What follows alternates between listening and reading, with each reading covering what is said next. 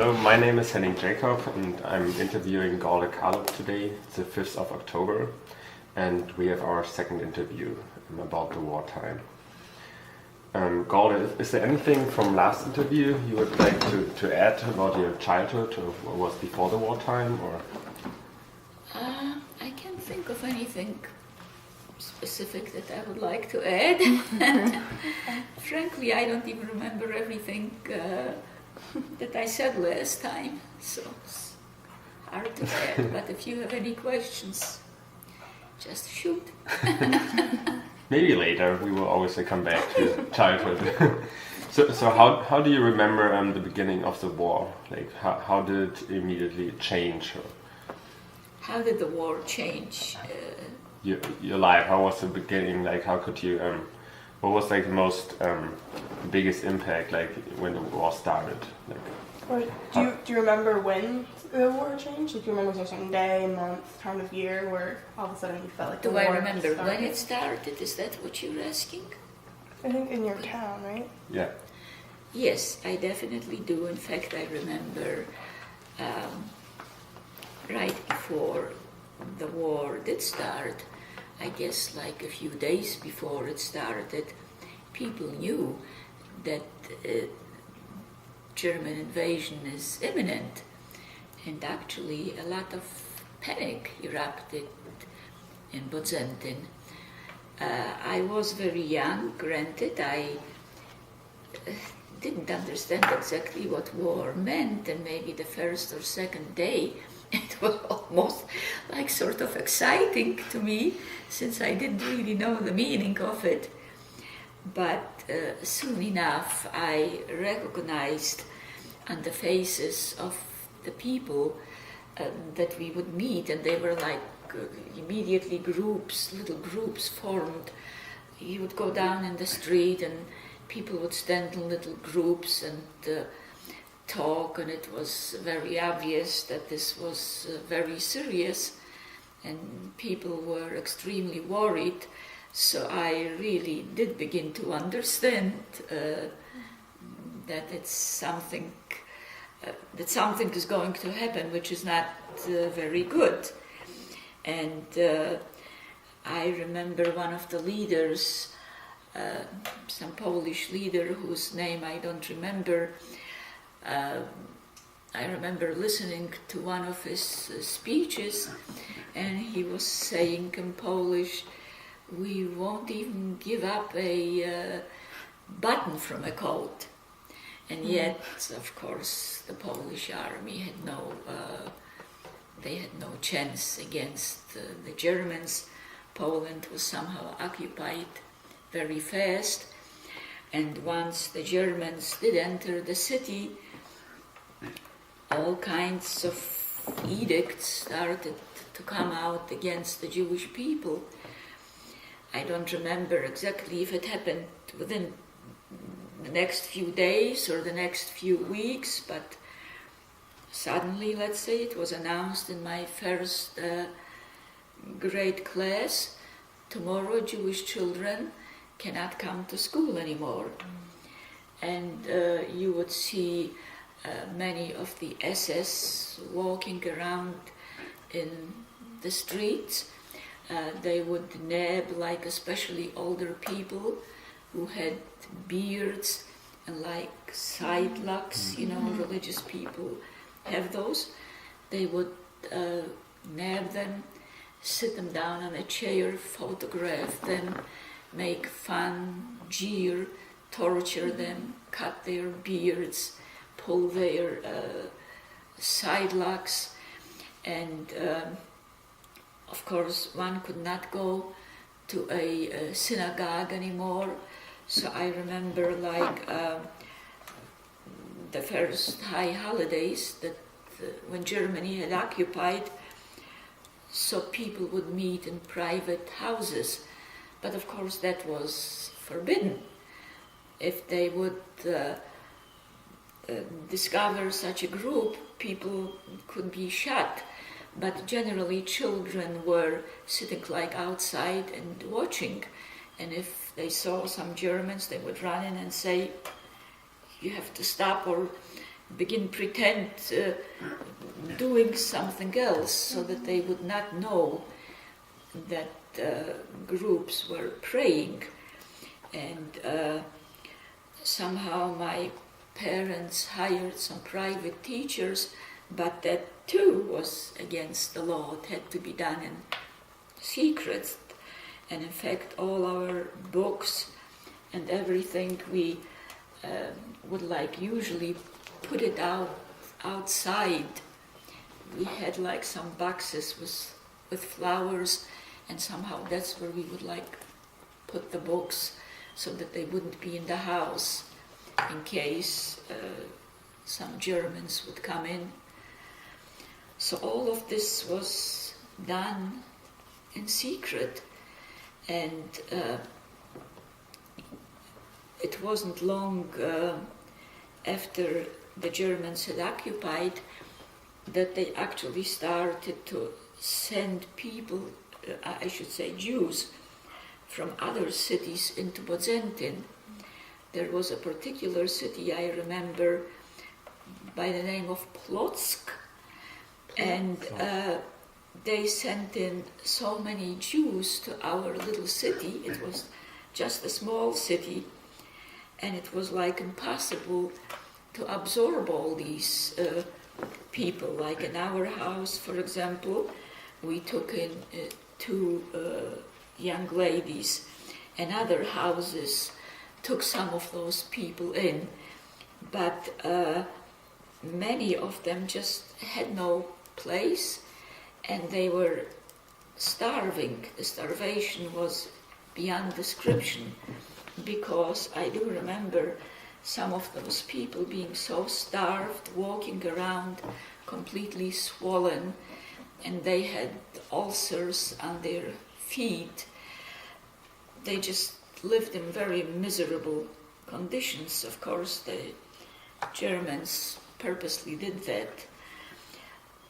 And some of them, eventually, I think it was arranged that they slept and stayed at the synagogue.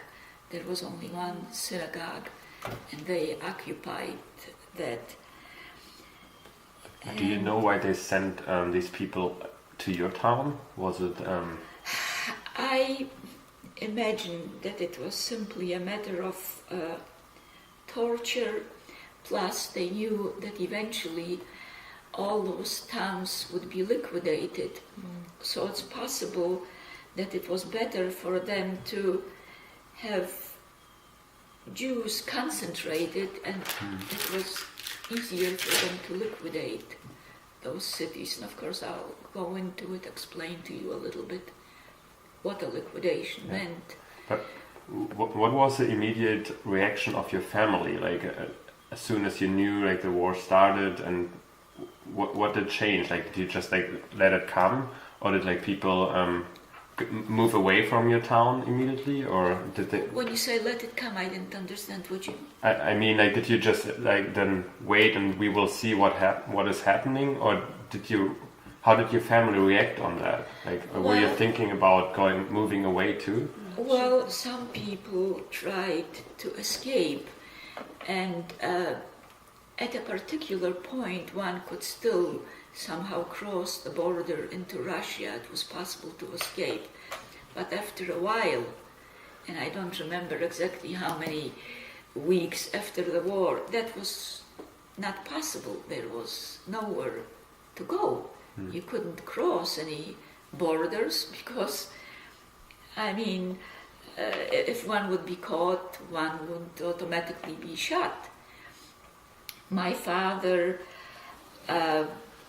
right maybe like 2-3 days before the Germans invaded, he actually did take the family with almost no possessions, because there was no way to take them, on a horse and buggy, and he drove himself, and he hired one more person to drive another horse and buggy which we owned, and he did try to escape to a place, like to a more remote village, but and there, incidentally, we had to stay in the barn because the people were afraid to keep us in their house because they knew that they were not allowed to shelter Jews.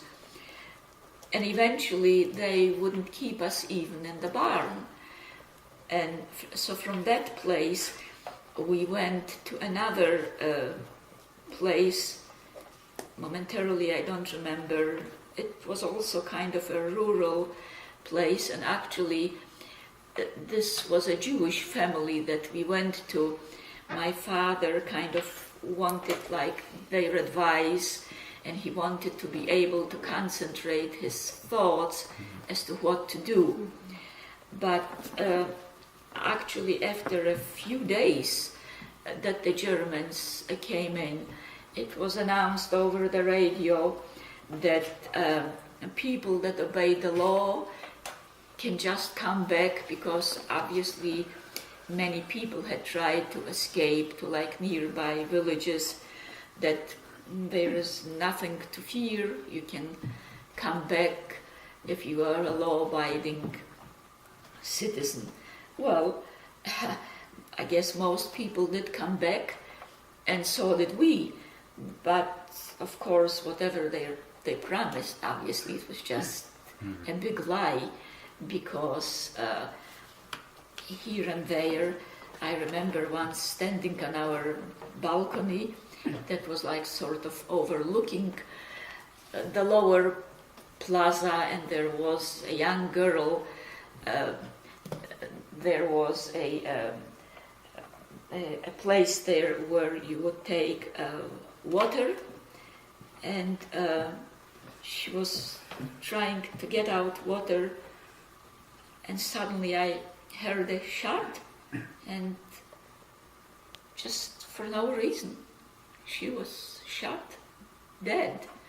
I mean, so all these edicts that were coming out against the Jews, curfews, I can't even think of everything. Obviously one couldn't travel. I think after 7 you had to be in the house, you couldn't go out, or one would be shot.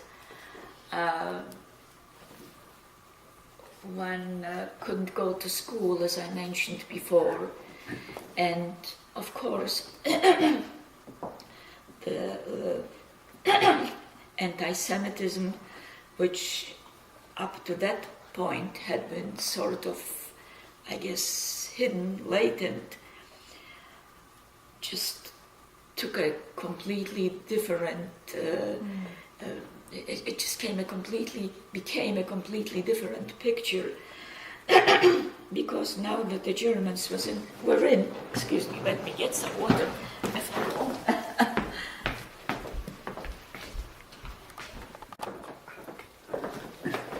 Stand like in front of Jewish stores, and in Polish they would say to other Poles who still wanted to go in and shop, they would say, "This is a Jewish store, do not shop from Jews."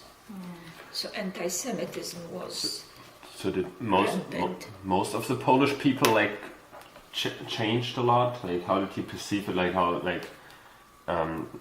perceive the other Polish people in the town? Like were they like on the side of the Nazis immediately, or did it took why? How did you know like whom you can trust? One didn't know, unfortunately, whom you can trust, and I wouldn't say that they were all anti-Semites.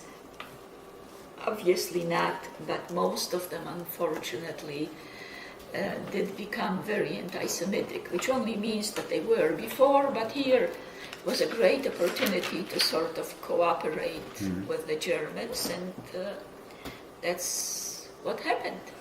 And did you also have like friends at your age who became like anti-Semitic, like other children who said I like... don't remember my friends necessarily becoming anti-Semitic. I don't know if they did or not, but I also don't know if I had during the war any contact with them, because we were not going to school anymore, and once sort of tried to keep a very low profile. So I don't know that I even saw them during the war. What was it like for you as a 7-year-old girl? What was this like for you? What emotions did you go through having to? Oh, all I can tell you is that under circumstances like that somehow children, or at least in my case, I grew up very, very fast. I saw what was going on with my parents, how worried they were, and I really understood things. I knew I had to cooperate and behave, and I was worried just as well as my parents were. How did your parents explain it to you, or like did they try? Because you probably asked questions like to your parents. Why? I don't think that I asked too many questions, frankly, because things were sort of more or less self-evident. I really didn't have to ask. I do remember that it was soon after this German invasion. There was in Bozentin like a committee of people in a building, like some of the elders of the people who would try to deal with the Germans, because in the beginning they would demand certain amounts of money and gold, and so some of these people tried to deal with them. And one of these people that tried to deal with them was my grandfather, but he could not take it. So his son was assigned in his place. In other words, one of my uncles, my mother's brother. But he obviously tried to there also sometimes demanded people that they should go to work and out of town, and we already knew then that very often it meant that these people were sent to Auschwitz and that they wouldn't come back. It was really such a frightful period, and it wasn't long after that they actually arrested my uncle. At first he was in a prison in Kielce, and my family desperately tried to get him out. They tried with different Germans that they thought they could trust. They tried to bribe them, and they were actually promised that he would be released, but that never took place. He was sent to Auschwitz, and of course he perished there. And so I don't know exactly what year that was. Maybe it was already 41 or 42. And by that time it was known, by 42 it was known already that liquidations were taking place in city after city throughout Poland. And a liquidation meant that the Germans would come like very early in the morning or in the middle of the night, round up the Jews in one place, and from there send them to different concentration camps, some to Auschwitz, some to Majdanek. And of course these people, well, I shouldn't say in Auschwitz, I know that some people, few, very few, but some did survive. Now, my father obviously desperately tried to avoid that situation. He wanted to save our lives and his own. And he actually knew of a munitions factory in Starachowice, and he knew that the work being done there was very important to the German war effort, because they were making all kinds of shells, all kinds of things that the Germans needed. And so he figured that somehow, if we could get into that factory, then at least temporarily our lives would be saved.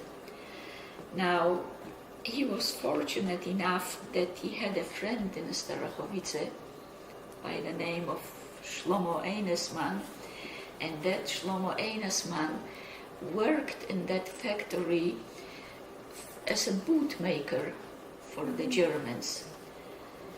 So my father somehow was in contact with him. One couldn't write, incidentally. I mean, post office, like you write a letter here and it comes back. Right. That was non-existent, but somehow my father was able to get in touch with him and asked if we could work in that factory, because some Jews were already working in that factory. The Germans had evidently caught some Jews and sent them to the factory to work. And he answered, perhaps he could do it, but that our whole family would first have to come to Starachowice. How far away was that from your hometown? I think about 18 kilometers. Oh. So my father, and I don't know exactly how they were able to do that, but he actually bribed a German who came in a truck, and he transported our entire family to Starachowice. The truck was covered, of course. And once we came to Starachowice, we had an aunt. My mother's sister lived there. So we stayed, some of us stayed with her. There wasn't that much place there, but they also had a business, a store, so some of us slept in the store on mattresses. And this friend of my father's was able to get ID cards for every one of our family to work in the factory, except me. I was simply too young to, I just couldn't pass as a worker. The rest, well, my sister, my middle sister, was only 2 years older, but she was somehow a lot taller than I and well developed, and she could pass as a worker. Well, as you can realize, since my parents knew that any day the liquidation in Starachowice will take place, that all of us will have to go to one of the concentration camps, either Majdanek or Auschwitz. So obviously they wouldn't let me go alone while they would save their lives. So one of my uncles that was living in Podzentin actually, and they had a yard goods store. He knew of a certain lady, and he somehow had a very good opinion of her, that she is a very humane, good person. And he suggested to my father to simply ask her if she would be willing to shelter me. My father was in contact with her, and she answered that she would need a few days to think the matter over. After a few days, she got back in touch with my father, and she said yes, that she is willing to shelter me for an indefinite period of time. Now, I do think, my sisters told me that my father also promised her that if he survives, that he would give her half of his business. But I honestly believe she was just a wonderful human being, and that's why she did it. Well, after a few days, she had a nephew who was in the Polish underground fighting against the Nazis. He was a communist, he actually came to pick me up, to take me to their house. Well, of course, once again, Jews couldn't travel, so he parked his horse and buggy in the outskirts of the Starachowice. By that time, we were all in Starachowice, if I'm telling it properly, okay? In other words, if you can understand, okay.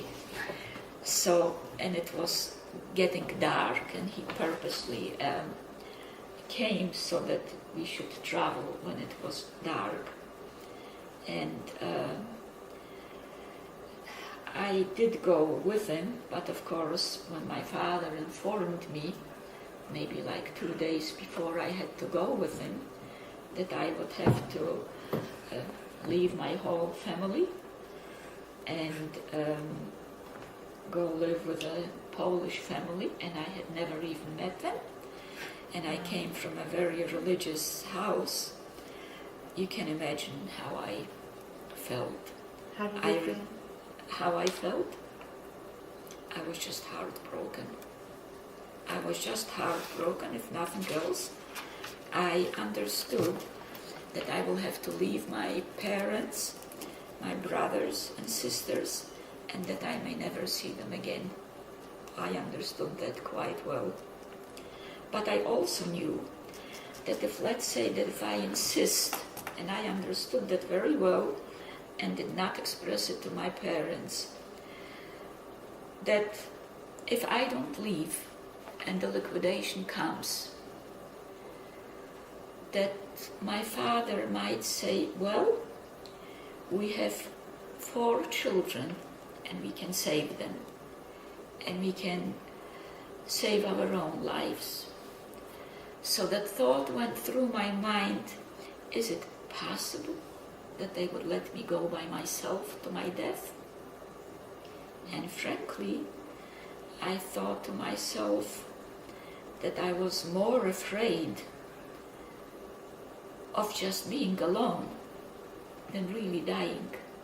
I wasn't really that afraid of dying, but I was just petrified of going alone to my death. And so I just decided that I would go with that nephew to her house. His name was Ben Kazimierz. He was a wonderful, really young man.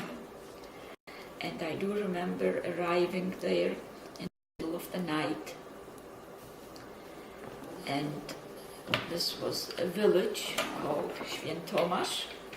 And when we did arrive, I heard a loud bark of a dog, because this family had a dog. And I was petrified. And he opened the gate, and we went into this house where this family was going to shelter me. And it was in the middle of the night, so he just showed me to my bed, which I remember like now was sort of covered with a reddish knitted bedspread.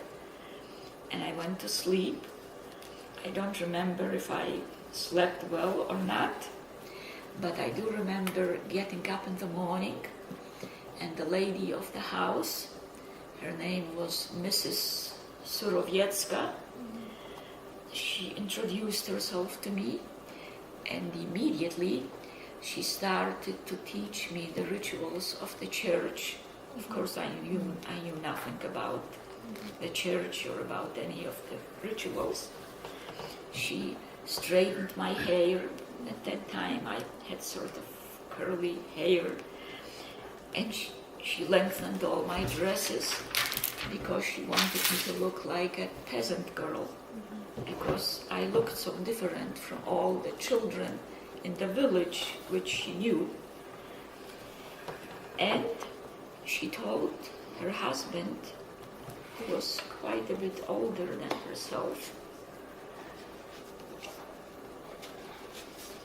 this is her husband, and this is the lady that sheltered me. Did you have to change your name at all? Yes, I did. She told her husband, I'll tell you exactly what she told him. She did not tell him the truth because he was so much older. And she knew that if she would tell him the truth, he would not agree to shelter me. So she told him that I am Halinka Bertusovna.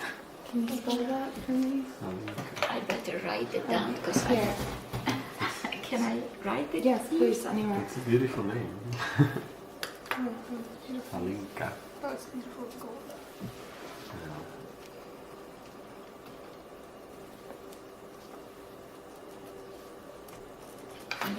Bertusovna. And she actually had such a niece in Krakow, and he had never met her. So she told him that I am that niece and that my parents are communists. Of course, it was all one big tale. And he believed it. That worked for a while.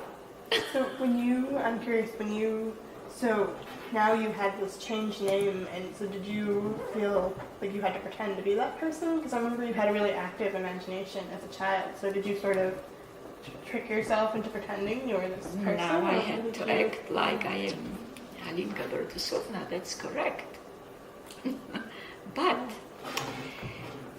they were quite a religious family, and he used to take me to church every day. And I had learned the rituals of the church quite well, actually.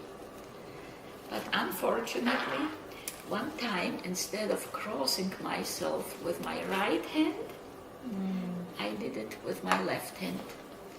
He noticed it, and it's possible that by that time, of course, he was already suspicious. He immediately knew that I'm not Halinka Bertusovna.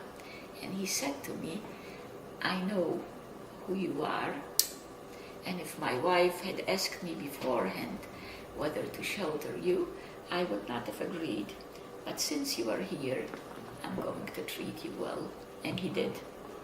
He really did treat me well. Also, did you bring anything with you when you went there? Pardon When you me? went to stay with this family, did you bring anything with you from your home before? Did you have any of your dolls?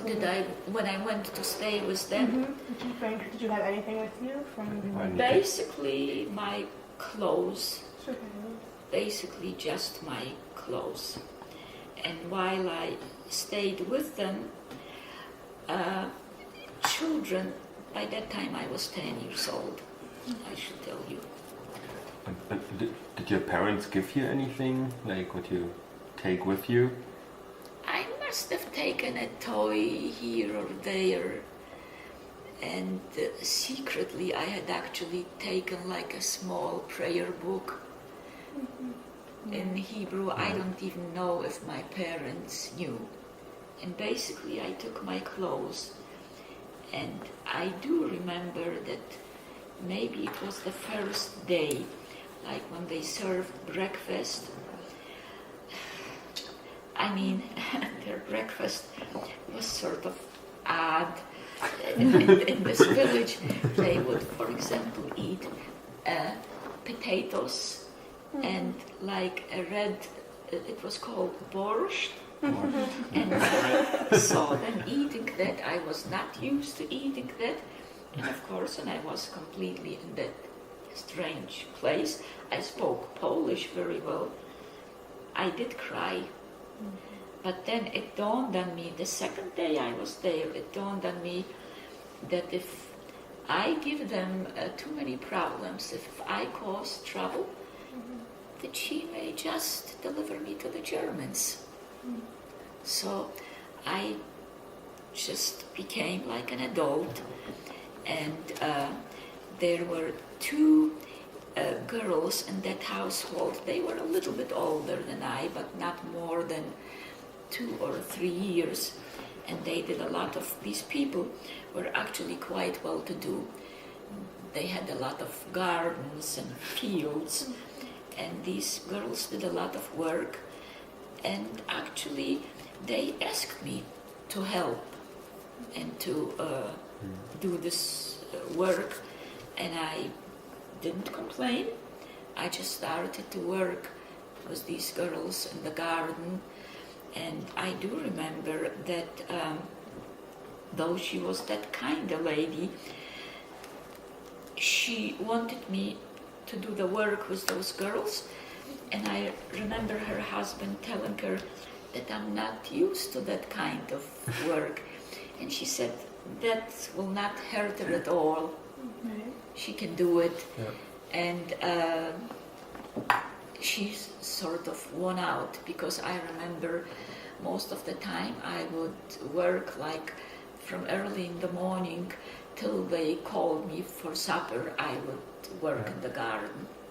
We did all. And you never worked in the garden before, like with your family? Or? No, but these two girls did show me what to do, so that I knew, and we also carried water.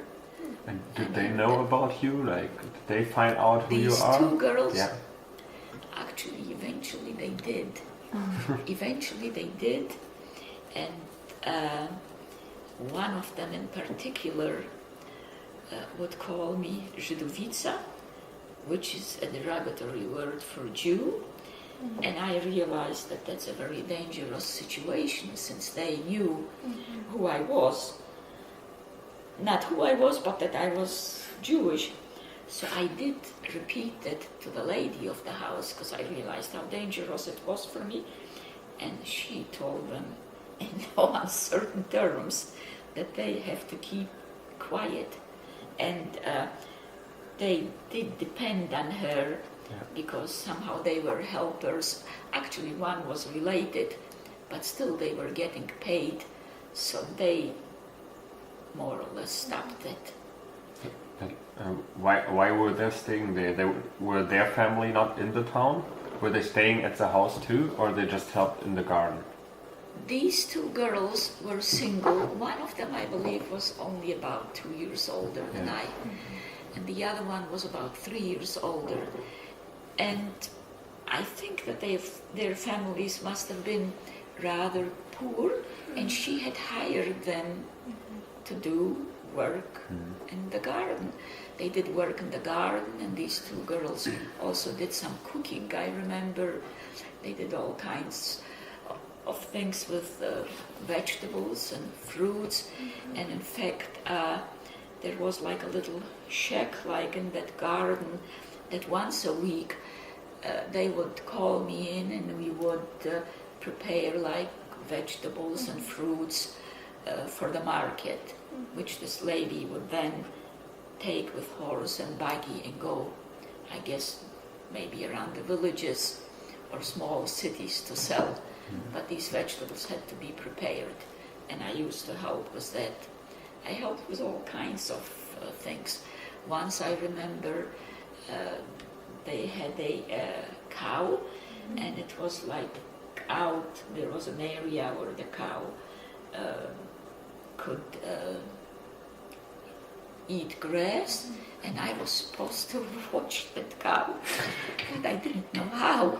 And finally, somehow the cow started to run, and I didn't know what to do, and I ran after it. And there was like a little chick there, and that cow did kill that little chick. And this lady of the house, she was not very happy about it. She was kind to me, but she kind of explained what I had to do, what I did wrong, and from there on I knew what to do. But this was my first experience watching a cow.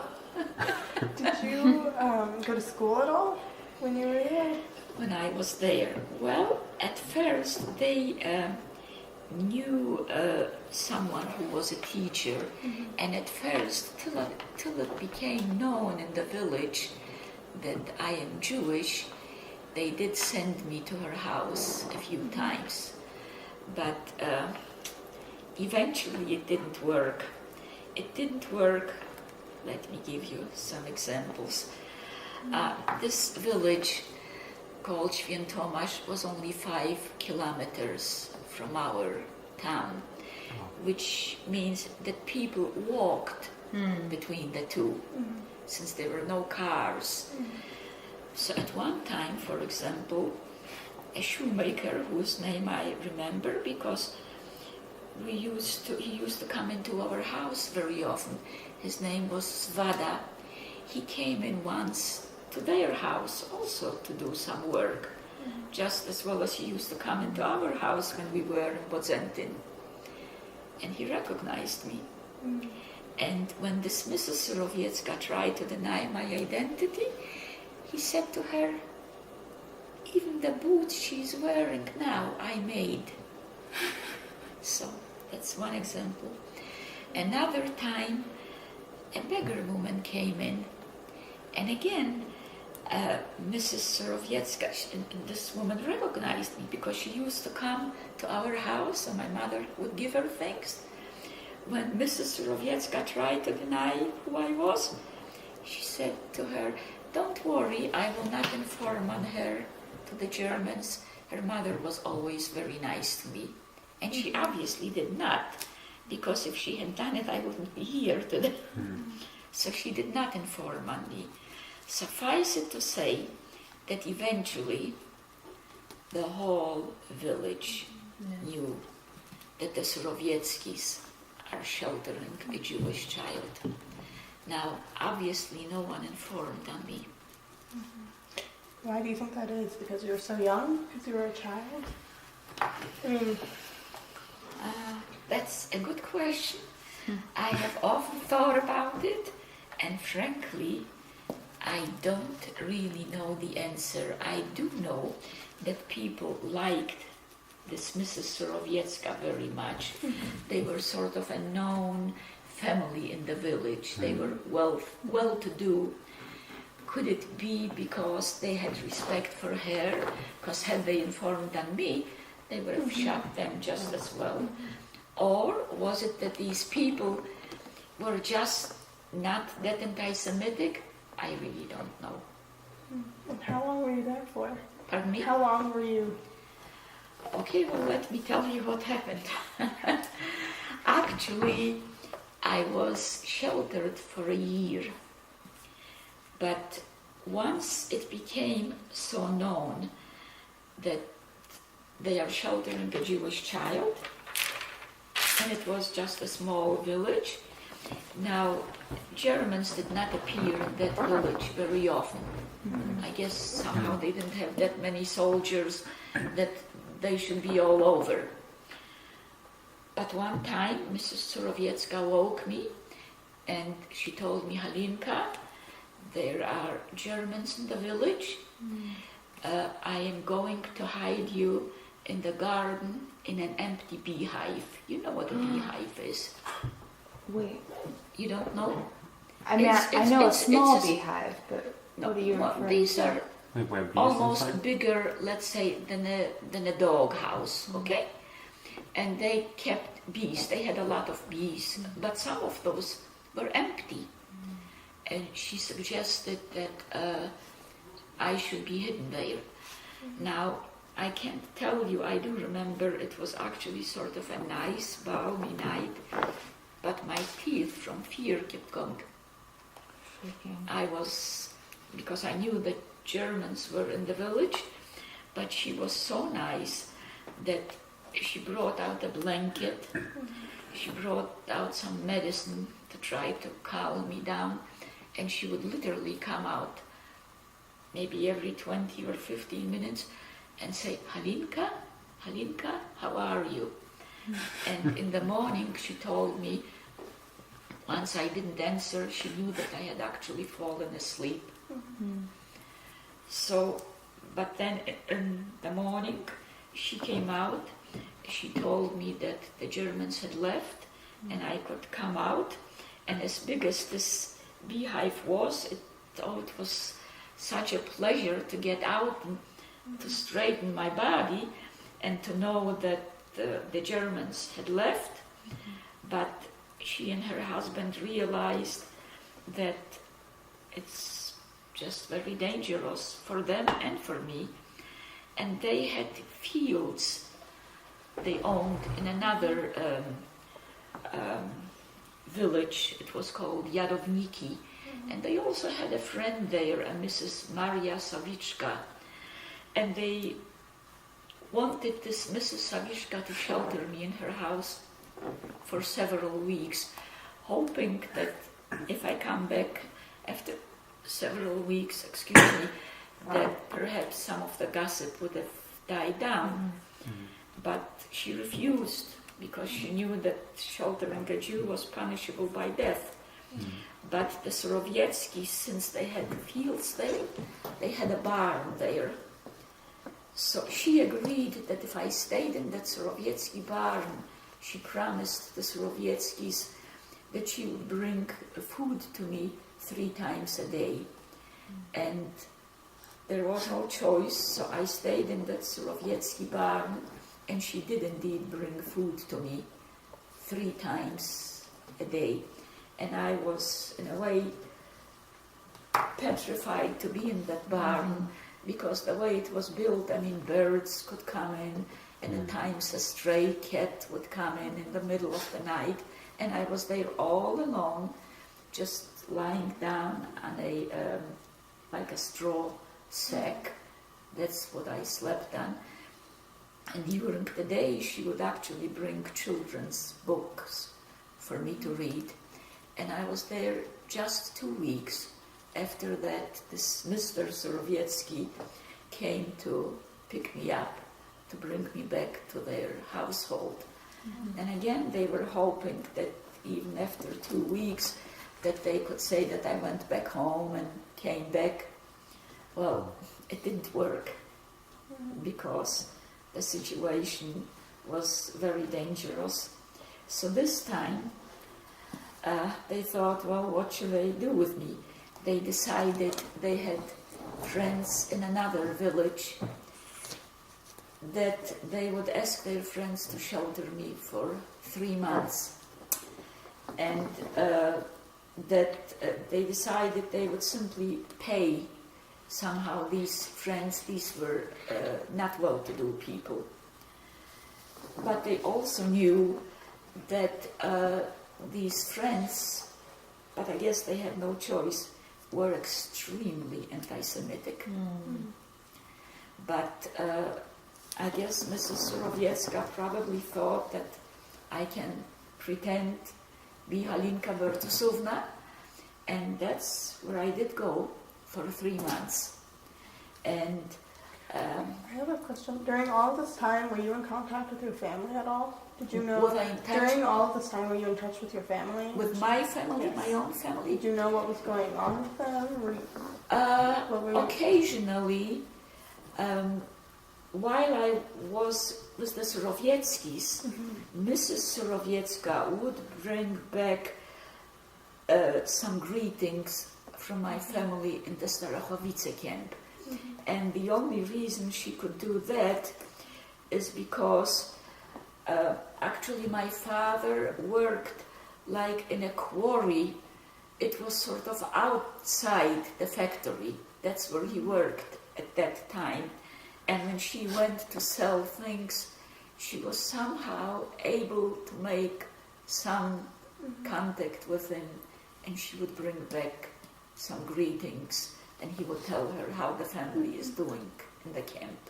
So there was, then it became a camp where your parents were, your Yes, family. it became. So it shortly became- after you left, it became a camp. It became a camp, yes. And And did you understand what that means, like where your parents are right now? did I understand where Yeah. my parents... I couldn't picture what the camp looked like, but yes, I knew that it was a camp. Because it sounds like that you all knew a lot about these camps. That you also knew that people knew there are concentration camp and where they could send you. Like, do you know from the Polish people, or Did we know from the Polish people about the concentration Yeah. camps? at this time when you were like with this family, did you know about concentration camps? I don't think that I knew about concentration camps, but my parents and people... You see, my parents were at this time It wasn't a concentration camp, it was, so to speak, a labor camp. It was horrible enough, but it was a labor camp. But they knew about the concentration camps, yes. Somehow word had spread, I guess, from other people, and they knew. And I stayed with this family for 3 months. They were extremely anti-Semitic. I very often heard them speak about Jews, although I don't think that they had ever met a Jew. And they even sang little rhyming ditties in Polish. And Do you how did remember that- any of them? Pardon me? Do you remember any of them? Yeah. Can you Yeah. Can you If sing you one? understand any Polish. Probably. I used to sing and I learned it there. Żydóweczka Hajusia miała Żydka Lejbusia. Rzuciła go w pokrzywy, a Żydek już nie żywy. Do you understand it? No? No, I don't understand. What do they mean? You want me to Yeah. translate? I love Yeah. that. Żydóweczka is a little Jewish, Hajusia. Chaya is a Jewish name, but when you say Hajusia, it's already derogatory, okay? Miała Żydka Lejbusia means she had a little Jew. The name in English, in Polish, we would say Leon, Lejbusia. She had a little Jew, Lejbusia. She threw him in the poison ivy, and the little Jew is no more alive. Wow. But it rhymes in Polish. And how, when they start reciting these rhymes, like how did you feel? Because you were 11 at this time, you were 10. I 11, was 12, about 10 years 10, old, So, I mean, how? but I pretended. In fact, they knew that I am from Krakow, and I had never seen Krakow, and they would actually ask questions what a big city is like. But fortunately, I had been to Kielce, and Kielce was was more of a city than Bodzentin, and the things I had seen then, I would tell them whatever I saw in Kielce, that I saw that in Krakow, and they believed. So they didn't know Krakow too. They'd never been to a big city. No, they had never been to a big city. So, and what did you do there the whole day? How was your day like when you stayed with this anti-Semitic family? Okay, now, actually the husband and wife worked they had some grounds, some fields, but they had a small child, and basically they had to take care of that baby, feed it, that was basically my job. And they were so poor that actually all of us slept in one room, believe it or not. It was one room. And I used to really worry because I spoke Yiddish. What if I dreamt and I spoke some words out loud in Yiddish? Yeah. Never happened. Never happened. It would have been too sad. Do you still remember like some dreams of like when you were sleeping there, or what you were especially thinking about? I just basically lived in fear, but dreams I don't exactly remember, and obviously I never spoke out in my sleep in Yiddish because they probably would have caught on. Yeah. And how did, I mean, you were still in Golda, but nobody was calling you this. And I'm sorry, you were so, what do you say?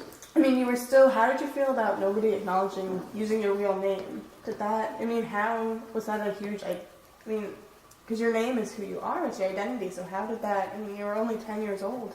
I just knew that if I don't pretend well, that I will not be alive. It's as simple as that. And in fact, one time quite an incident occurred there. Germans came into that village. They used to not come in, and their name was keep forgetting that. I'm not sure of the name at the moment. At any rate, they had received from the Sovietskis a lot of meat, which was hard to get. They had received it as a gift for keeping me, and this lady of the house gave me that meat, and she said, why don't you like walk down through the meadow, and I knew where to go. And there were some bushes, and hide, because she was afraid that the Germans would confiscate the meat. They had received a lot of meat.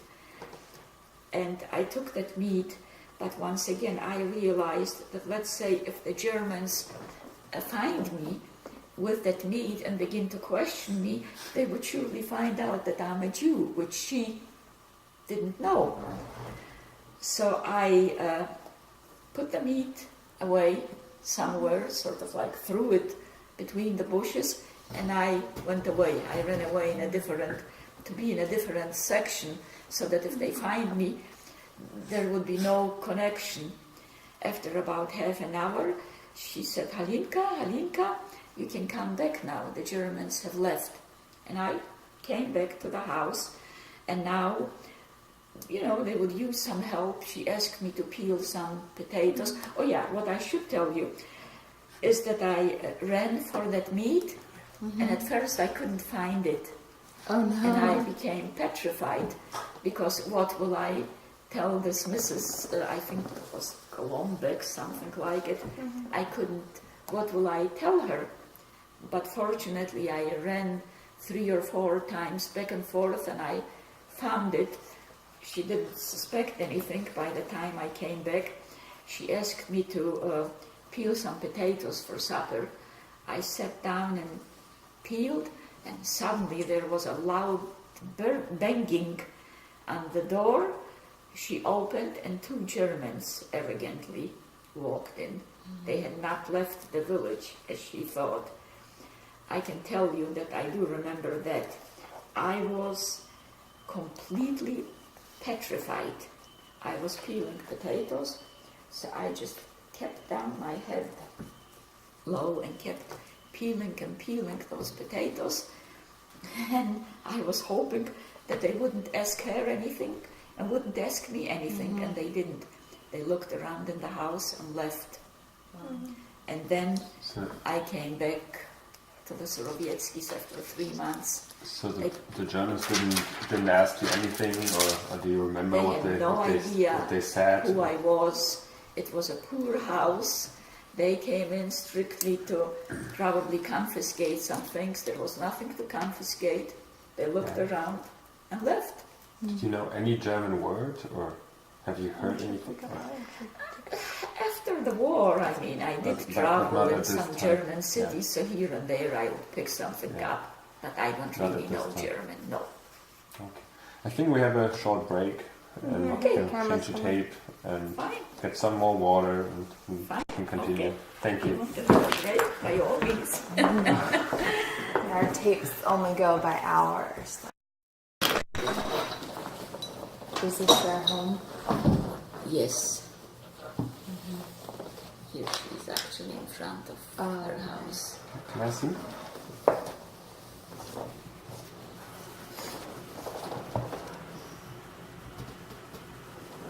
Świętomasz. Świętomasz. In Joseph Solowiecki. Yeah. Did they give you the pictures? Actually, how did you? I think that this small picture that she had given me, but we were in Poland in 1989. They were not alive, but some of the other pictures I acquired there. Alright, I'm going to put it back on. Huh? So everybody... Can I put the camera back on? Yeah. Just that.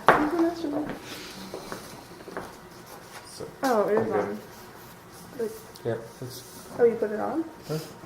It's recording. Yeah. That's, Oh, you turned it back on. it wasn't? Yeah. Okay. That's fine. That's fine. Just leave it. Yeah, that's fine. Okay. That doesn't I matter. was just very confused. But You can always cut things out. Okay, right. I was just trying to figure out how to turn itself back on, but so. Okay. So, Golda, we're back. Okay. I have a question. Do you experience like this anti-Semitic family you stayed with? Were they like nice people? Like, do you get along well with them, or do you feel not so comfortable there? Or was Well, it? they never mistreated me. Of course, they didn't know who I was, and they were actually fairly nice to me. Yeah. Yeah. So and at this time, you never had the situation that you felt somebody could find out that you're Jewish? Not somehow in that village. In that village, it never spread.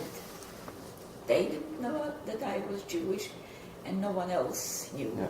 And who was the person you talked to most at this time? Was there some other young person around, or did you? No, Was I anybody don't you could? remember, because somehow they did keep me busy. Yeah. Every day I had to take care of that child, and they were working in the fields, and basically that was my job there. Or do you remember any good experience you had, like a good feeling in bad times? Like when you, for example, you had a nice dinner with them, or you did something what made you a little bit more happy than like. Well, occasionally this family, she had sisters there, like very close, and we would all, I guess this was their only social life, that we would meet together. Yes, I would go along and, participate in whatever. And eating borscht, or Pardon me? and eating borscht.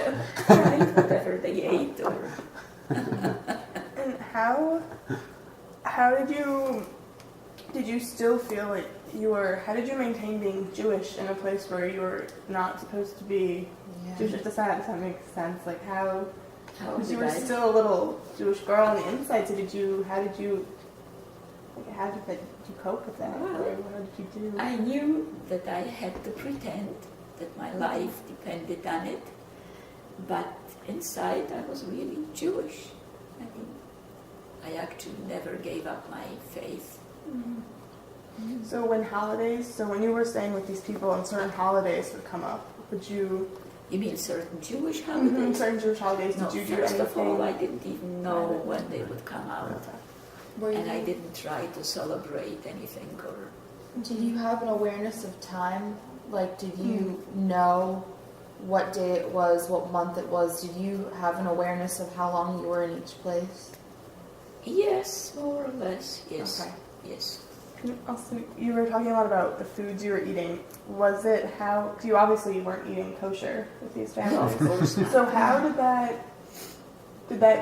how did you, I mean, obviously you had to eat what they were eating, but did that ever really bother you on some Yes, level? at first it bothered me. And I remember that at first when I had to eat some meat that wasn't kosher, and they had a dog and a cat, the first 2 days or so I used to throw it under the table. I wouldn't eat it. But eventually Miss Rowiecka, she noticed it, and she wouldn't even give it to me. She would sort of give me things that wouldn't offend me that much, but eventually I started to eat everything because I realized that I can't be a nuisance. So you remember the first time eating pork, or? I don't know if I remember the first time eating it, but I definitely remember eating it. Because I knew that I have to eat everything that they eat. Yeah. And I know when we talked to you about your childhood, you kept mentioning the dolls that you would make and play with. Did you still get to do things like that? Did you still get to play with dolls and No, do the once I left my parents, I mean, even what I took along, because I sort of realized that I have to do a certain amount of work, and that I better do it, even when it wasn't asked. And no, I just didn't play anymore. So what was for you the end of your childhood and you became an adult? Do you think there was like the time when you had to hide, you had to go alone, or? at this time I you felt think- like much more grown up, and because you, Once, I think, especially when I had to leave my parents and Yeah. sisters, probably from that time on. because you seem so grown up. Is how you tell us, you know, like so smart that you know like the whole time what you have to do. So and I think that's really impressive. Yeah, I don't know, somehow I Yeah. figured it out. You have to. And do you remember any Christian holidays you had with these families? Yes. How was that for you the first time? Actually, I used to enjoy those, even though I was Jewish, but I could like feel the spirit in it. Right. And in fact, this Sorowiecki household was very close to the church, and Mr. Sorowiecki used to take me, as I mentioned, to church, and I actually used to enjoy that. Yeah. And I remember Christmas in their house, Oh, really? and even the main priest coming in and greeted, and I knew what to answer. Right. And somehow she had evidently told the priest, she must have confessed in him, that I'm Jewish, because later on she told me that he was amazed how well I answered, because I knew exactly what to answer. And how did you feel about the Christian religion from your childish Jewish perspective? So did you perceive it like nice as a also like as a good religion or so, or like how like, or were there things they scared you about it or so? Or like, No, there was nothing that scared me about it, and I knew it's something not mine, but I perceived it actually as a good religion, and I enjoyed the emotional part of it. It was actually somehow something satisfying. I can imagine in a I time of enjoyed it. such devastation, almost any faith would maybe did it bring you like Maybe. hope or comfort at all? Right, it brought Yeah. some comfort, I guess. It sort of made me feel good. I actually And enjoyed it. how was that Christmas like in the family? Did you sing or? Yes, you I eat a lot? remember participating in some Christmas carols and eating whatever this Mrs. Sorowiecka prepared, and they prepared a lot of food. And at one time she even asked me if I would by any chance remember how to make fish the Jewish way. She sort of called me away. And I said, unfortunately, no, I don't. If not remember, but if I would know, and I didn't know. And did you always like talk to her like about your situation? Like, did she ask you like how you feel right now, and can I help you with something? No, that was not. Did you feel you developed a closer relationship to her? I was grateful to them, thankful, Yeah. and I was never mistreated, let's put it that way. But on the other hand, these were not my parents, and I sort of knew that, and I didn't receive that kind of warmth or treatment that I received from my parents. And how long were you with them altogether? Like, how long were you in hiding with these families for? Well, like I said, the whole situation between these three families lasted 1 year. Okay, 1 year. And then I guess we should go back. So when I came back after those 3 months, but there is something I should mention here. Well, this, like you mentioned, this became a camp. These people that, well, especially I guess it became an official camp after the city of Starachowice was liquidated. So were the other cities, but so was the city of Starachowice. And a lot of these people, well, the old and young couldn't get in to the camp. They were sent to the crematoria. I don't know if that was Auschwitz or I'm not sure, or Majdanek. But a lot of the other people, the Germans simply took to work, though I understand. You see, I wasn't there when this liquidation took place because I only know that from hearing and from my sisters that one had to actually keep pushing into the group that was going to go to work. And it became a camp, and this camp was called Strzelnica, which means shooting place. And it was a period when I understand this camp was absolutely horrible, impossible. A lot of people were being shot, people that were sick and couldn't run. They were like tests for sick people. Sickness was rampant, and if you couldn't pass this test of running, then you were taken away in a truck and taken to the gas chambers. And this camp is where your whole family was? That's the camp where my whole family was, but I was not there. Right. However, when I came back after those 3 months, and I will explain to you, I did come to the Starachowice camp, but by that time the camp was transferred to another place, and it was called Majówka from May, and somehow things were a lot more relaxed, and the camp people did somehow not suffer as much. So when I came back, and the situation was just as grave after those 3 months, at that point, Mrs. Sowiecka notified my father what's going on. And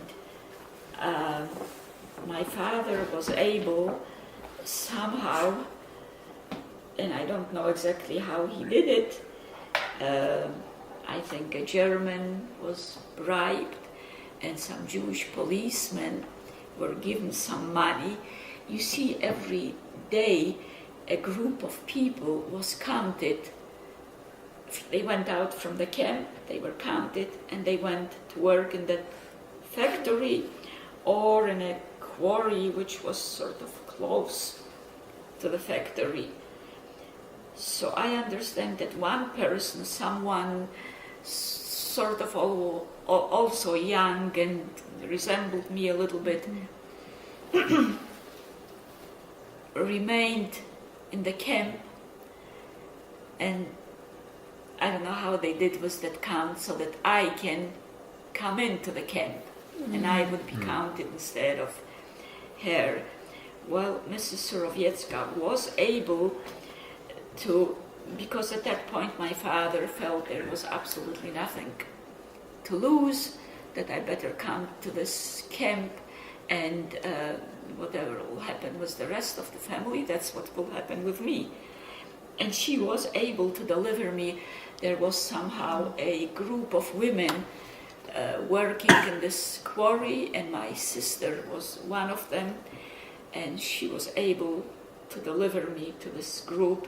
And I remember her like sitting across the street and waiting to see how things will work out.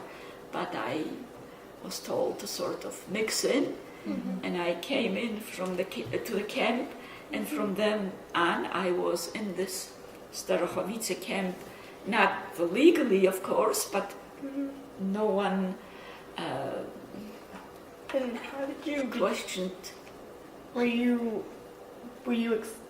not excited, but did you want to go to the camp to join your family instead of staying with these families and hiding anymore? Yes, I did, because I looked forward Same. to joining my family, and also I knew that my life is in danger anyway.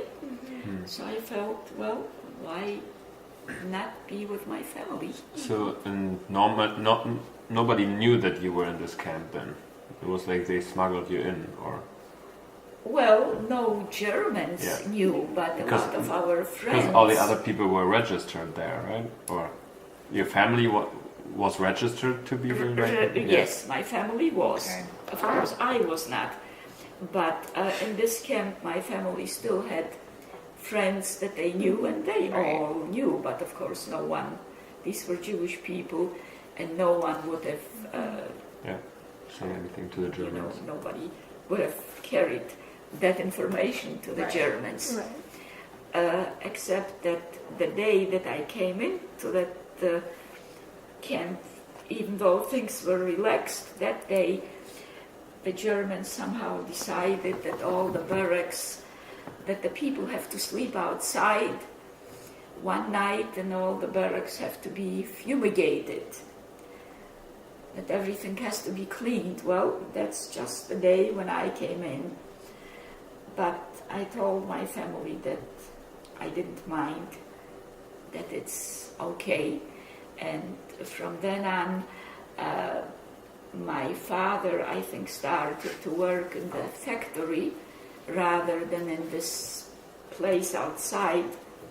My sisters worked in the factory. My mother, however, had a job in the camp in the laundry, and I used to go every day to help her wash clothes.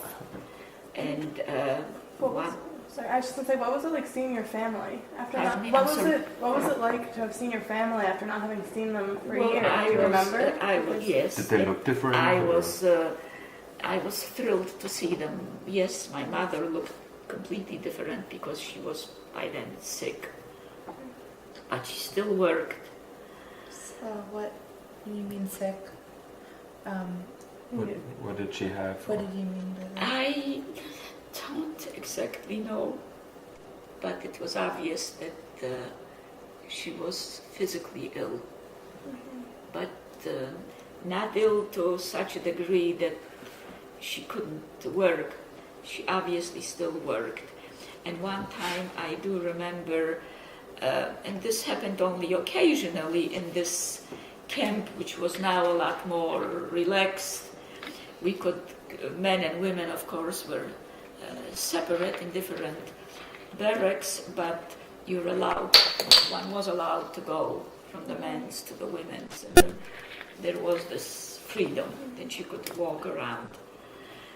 And I do remember that one time a German by the name of Golda came in for some or other reason to look at the people who worked in this laundry. There were quite a few women working there, and of course there was fear for me because I was still young and I was there not officially, and they were like this big in a commercial laundry. They were like these big what do you call it, kettles, or that the clothes was boiled in, and he went around to look for people, and one of my sister's girlfriends just told me to go behind one of those, and she just stood and hit me. I mean, had she been discovered, they would have shot her. She incidentally survived, because I know who she is. So, and then let me try to think from there, unfortunately, and that's that starts a different chapter. But yeah, What was your first impression of the camp? Because you had been coming from people's homes and everything. You were probably in pretty good health. So when you got there to see what your family had been going through and how they were living, do you remember your first impressions of that? Was it worse than what you could have imagined? okay, this camp, the people in this camp were not starving yet. In other words, you didn't see what the Germans call the Musliman. They were still fairly well looking, I mean healthy looking, most people in that camp. And, yeah, go I'm ahead. sorry. What was the living situation like? Like, what? So your family. I know you said at one point you had to sleep outside, but was your family all together? in a Men and certain- women were separate. Men and women are So you separate. Okay, in like And- large spaces. Right. And you slept with your mother? And your Or- sisters? Or? Right, I was with my mother, and then I think after a day they put us back in the barracks, and these were, what did you call those? We call those prychas. These were like decks. You must have seen these in pictures. Yeah. Were they like three Yeah, the bottoms. decks? Yeah. Right, that's what we slept on. So was it just, I mean, just being reunited with your mother and your sisters? How, I mean, did that make you feel any more secure? Or Actually, how? that for a short while made me feel more secure, but it only lasted I was there a short while. I don't remember exactly how long. And we were all transported to Auschwitz, the whole camp. So did you have any memories of your mom or your sister, your dad or your brothers once you were reunited with them after a year? Was there Oh any- yes, You remember, like, of course. The Yes, first like- night, like sleeping Yeah, together what, with how, them? what was or- that like? I remember being thrilled seeing my family. There was no question about that I was surely very grateful that they had saved my life. I don't know if you realize that if actually they had not taken me in, there was no way for me to have gotten into the camp at first because I was too young, and there was no way that I could have survived. So they actually saved my life, and then of course it took some luck to survive Auschwitz. And did you do anything with your family together in this camp? Were you sitting like in the evening and talking together, or anything would This camp make you was feel actually, safer? Or? yes, by the time I came in, as I mentioned, things were more relaxed, and so we would sometimes, my mother, in that laundry room, there was a place, some sort of a stove where you could prepare something to eat, or and we still had some money, and one could buy some food from Poles, because Poles mixed with Jews in the factory. They were Polish workers and Jewish workers, so if you had some money, so my father was able to buy some things, and my mother was able in this laundry room to prepare something. So sometimes in the evening we would actually go over to the men's barracks and spend a little time, eat together, and so forth. But Did you sing sometimes? Did I what? Did you do something like nice too with your family? Did you sing a song? there or was almost no Were there- chance for that, no. did you feel, were there people in this camp like who, you know, like I heard a lot of stories of people like in the camp who tried to bring some happiness there, like to make people a little bit happy in a bad situation. Sometimes during the Like- day among young people, if there was a day off, or then you could see some young people get together Yeah, trying to make some yeah. joy out of it. Yes. What about when you got reunited with your family at the camp? Did you practice Judaism in any way with Did them? I what? I'm sorry. Did you practice Judaism with them in any way? Did you use your faith again, being Jewish, They to say didn't. prayers or? Not really, no. Okay. If one did it, somehow we had no chance. You would do it probably by yourself, Right. secretly, but no. So it was just really being with your family, just all sitting there for a little couple of minutes every day. I mean, just being with my family, I do remember that I was absolutely thrilled. You were happy to be called Golda again? That you had Yes, your name back? Oh, right. Yes, that's for sure. Do you I was remember? just being I was just Were you very still? happy being with them, but it didn't last long. I don't remember. I have it written down. I don't remember how long I was in that camp before they transported us to Auschwitz. You were in Actually, this? hold on, going off the Golda thing. Do you remember the first time someone called you Golda again? And do you remember how you felt being called your real name? Just out of curiosity. That I don't particularly know. Just wondering. But were there like in this Sorry. camp? Were there a lot of like Germans around and like and mistreating you, or they were like more staying outside of it, or was it already like, or were there violence in this camp? You Or? saw them once in a while, but they were not constantly there. Mm. I don't think so. And the atmosphere most of the time was fairly relaxed by the time I came in. I guess they probably needed people for work, and they decided not to murder and torture because they knew if that would happen, they wouldn't have labor. Mm. So it was that kind of a period. So and this was like the 1941 at this time, or No, or that was already 42. 40, Okay, 42. okay. And then how do you remember the day of the deportation, or when things changed in this camp, or?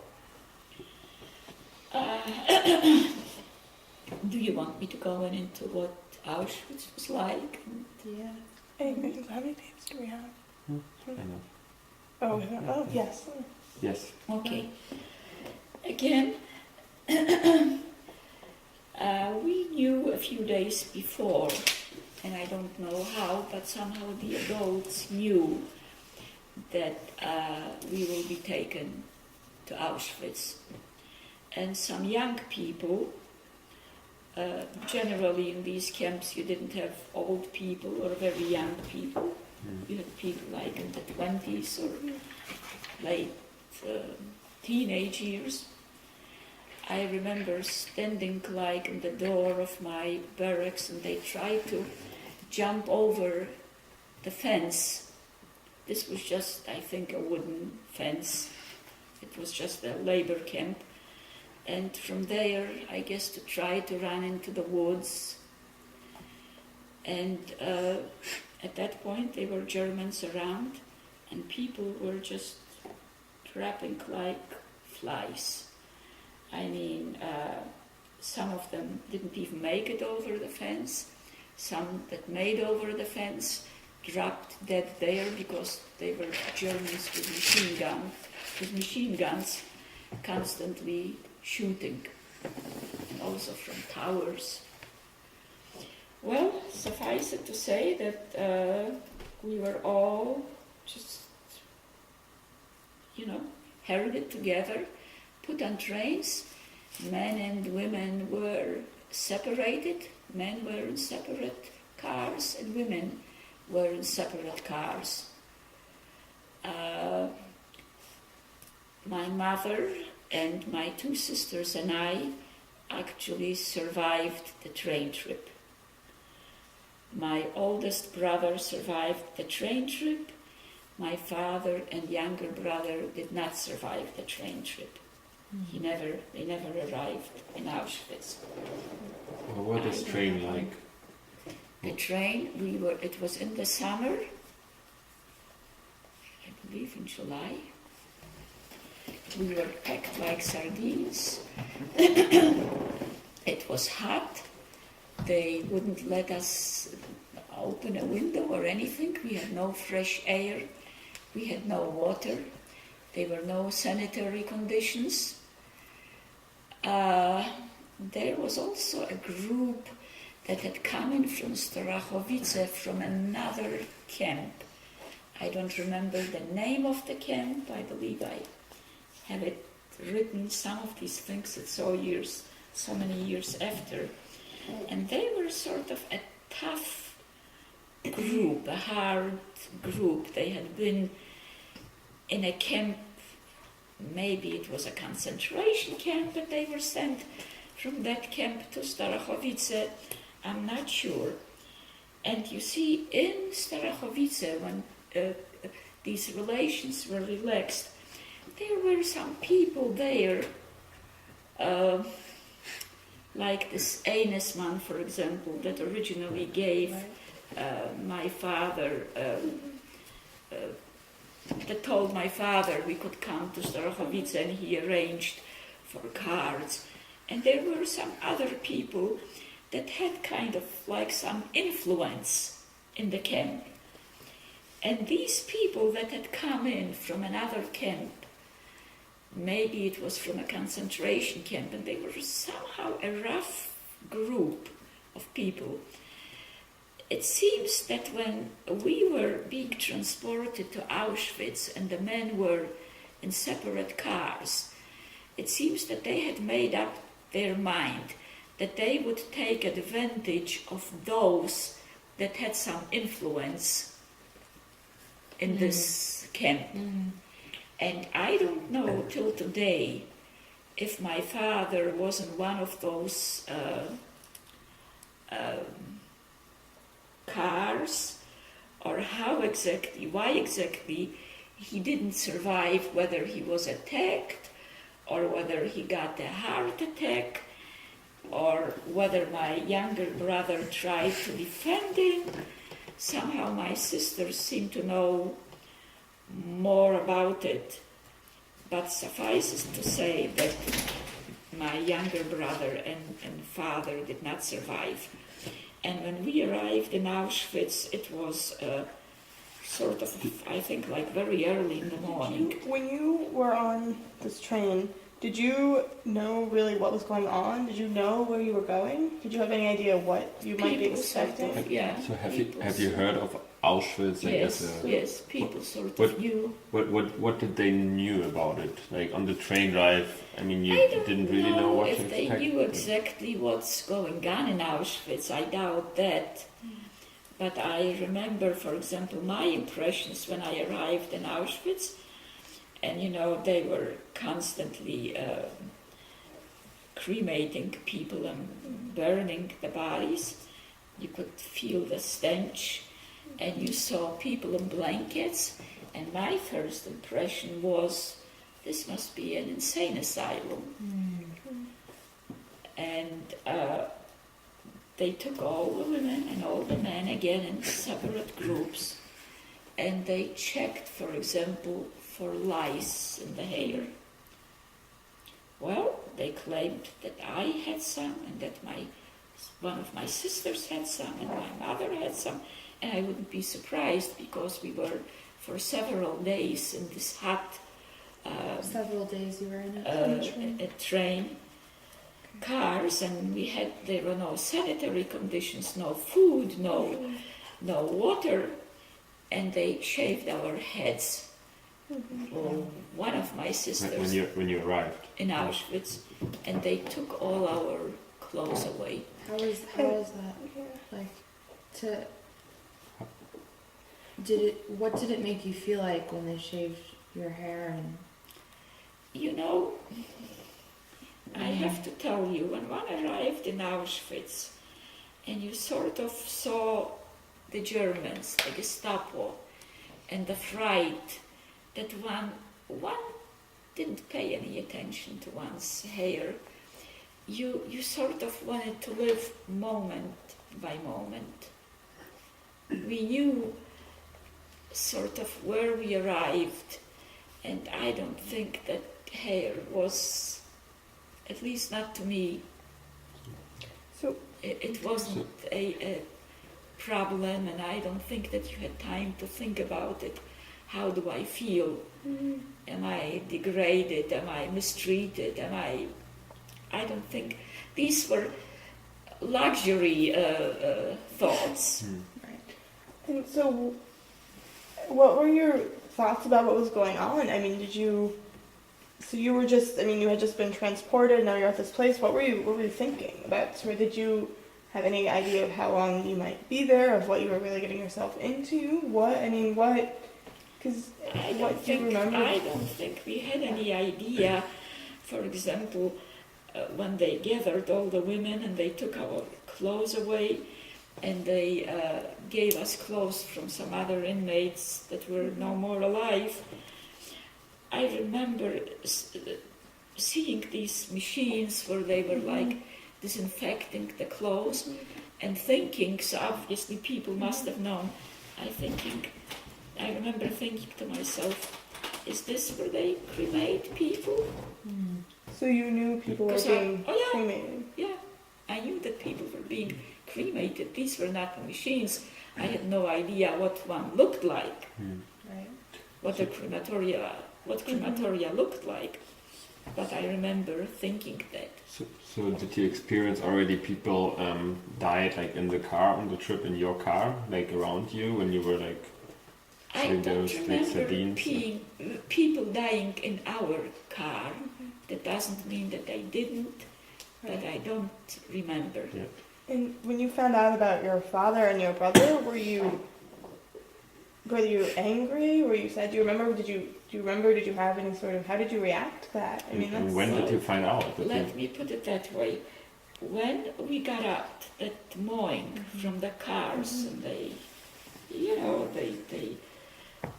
I think the Germans, if I'm not mistaken, they had dogs, and it was raus, out. And we got out of the cars, and once again women stood separately. Some of the men were somehow able to convey to my older sisters that my father and brother did not survive. Evidently, these were men that must have been in the same car. However, my sisters kept it from me and from my mother. It took a while before I knew it and before my mother knew it. My mother, I think, sort of sensed it, but didn't know it. And then they tattooed all of us. I'm sure you've seen those, And since we had come, what was called a labor camp, there was no selection. Every time a group of people came into Auschwitz, there was a selection that Dr. Mengele would send people to the left and to the right, meaning some will survive and some will not. Well, there was no selection, and that was lucky because I would have gone to the crematoria, and my mother was too old. She was, I think, just in the early 40s, but she would have been considered too old as a worker, and she would not have survived. Do you know why there was no selection that day? As I mentioned, because we came, and that I heard incidentally later on, that because we came from a labor camp, they considered everybody Could be working. is able to work.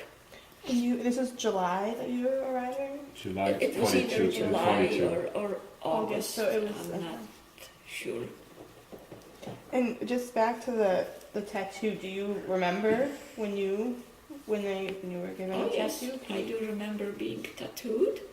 I stood somewhere close to my mother and sisters, and I even remember sort of for a very short while crying while they were putting on the tattoo, and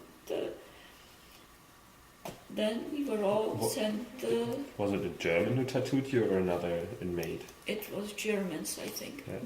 I can't be 100% sure since you're asking such a specific question, but I think it was Germans. Did you? How did that? I mean, do you remember how? Did you just go along with it? Did you have any emotions that were stirred up from that? I mean, how? Did one have emotions? Did you say? Yeah, I mean, because technically they're. I mean, how did you? I mean, obviously you had to do it, but what were you thinking, like inside? Like, how were you? If you were thinking anything. Frankly, I don't think that I was thinking. I think you were sort of devoid of humanity, and you kind of stopped thinking in a way. You just, there is just so much, you can't imagine, and unfortunately I can't describe it. There is like so much fear so much terror, and they purposely instilled that fear and terror that you just don't think about anything else, but just surviving minute by minute. But when you when they cut your hair off and you got tattooed, you were with your mother? Yes, Or I was with did my they mother separate and my you two? sisters. No, they didn't separate us. They did not separate us. They sent all the women to the barracks, and my 2 older sisters had to begin working, and they somehow, for whatever reason, they left a few people. I guess there were very few young people and some older people, like my mother, that we didn't have to go to work. We stayed every day in the barracks. And,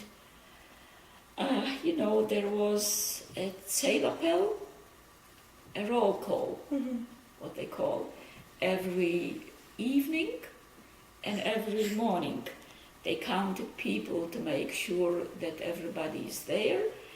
God only knows why they had to count us, because Auschwitz had wires, and I think they were like a double layer of actually electrical wires, which meant that if you just touched them, you could get electrocuted. So there was no way really to escape. Right. But they counted us anyway. And at one time, and there were like different camps in Auschwitz. And at times you were allowed to go, let's say, from Camp A to Camp B. And at one time we heard that Dr. Mengele might come and during a roll call just pick people to go to the crematoria. And my mother and I and my 2 sisters, we kind of went to another camp in another barracks where we knew a lady sort of needed some help. She was the, every barracks had like a Jewish person who was the main, I don't know what they, pardon me? The couples? Like, you could call her maybe like a couple who would like keep order. Right. Some of them were mean, some of them were very nice. So we sort of ran to another place, but then we realized that once it was time really for the roll call, that they begin to count, and there is no way for us to stay hidden. We had to go back, and we came kind of late, and I remember that one of the couples sort of tried, she had some sort of a stick, she hit my mother, and I tried to protect my mother, and then she really hit me. That is really, I have to say, in my case, it was lucky. It's the only time that I really got hit. I didn't get experimented on, and those went down in Auschwitz, and I didn't get hit. And So the only time you were harmed in Auschwitz was by another. The person that hit you was she was a Jewish woman? right, I was never really hit. But at one time, though originally I did not go to the crematoria, one time Dr. Mengele came into our barracks and some neighboring barracks. They picked a few hundred women, put them on a truck, and we were all going to the crematoria. Then We knew that. you were on this truck too. I was on this truck. And your mother and sisters also? No, just my mother. My sisters were at work. So you have a picture of Dr. Mengele? Like, do you? Yeah, I remember. I What did remember he what he look looked like. He was a tall, good-looking guy. I mean, Okay. that doesn't mean that doesn't tell you anything about his meanness or character. But he was a tall, good man. You wouldn't know anything if you saw him today in the street. So that was not during at Seva, but during a roll call, because my sisters were at work. So it was just in the middle of the day. And they took us to a place where we simply had to wait our next, because the crematoria were full. I mean, they had so many people before us. We were in a room which had no windows. There was not there that there was a way to escape from Auschwitz anyway, but the room had no windows. We were on the floor. From time to time, they would come in and tease us and say, "Would you like to be cremated here? Would you like to die here? Or should we take you?" And some of the women said here, and they came in and threw some flour or sugar, something white, to make us believe that they are throwing some powder, which is gas. So they came in quite often to tease. And one woman, I guess she was probably not quite normal, and started to talk to them. So they were beating her mercilessly. And you saw This- this. Inside this, right? They were beating her. It's hard to describe. And when they came in and threw something, and people really thought that they were going to die, so they were just saying some prayers, and they realized an hour later, that they were still alive, that it was probably a hoax. And after, pardon me? I know you said it was hard to describe, but can you, is there any way you could, why is it hard to describe, just because it was so brutal? It was very brutal. Okay. She really became, the color of her face was like your sweater. I mean, that's how brutal they were to her. And you said And- people started to prayers, like out loud, like did they start praying the Shema, or what sort of prayers? Right, when they thought they were really dying. We were there probably like maybe 2 nights, or maybe a night and a day, and after a while, they just took us back to the barracks, and then we found out it was by that time it must have been 44. Already 44. So you already stayed there for 2 years. No, we didn't go to Auschwitz in 42. I believe we went to Auschwitz in 44. Okay. I didn't stay in Auschwitz 2 years. No. So and how after experiencing this night or 2 nights in this room, thinking that you were going to be cremated and then not being cremated,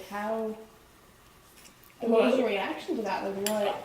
Of course, we were thrilled to be alive, and we found out that, and I guess that probably was the truth, that the reason that they released us is because the Russian army was very close and about to occupy Auschwitz. Auschwitz is in Poland, and Russia occupied Auschwitz, and supposedly the Germans got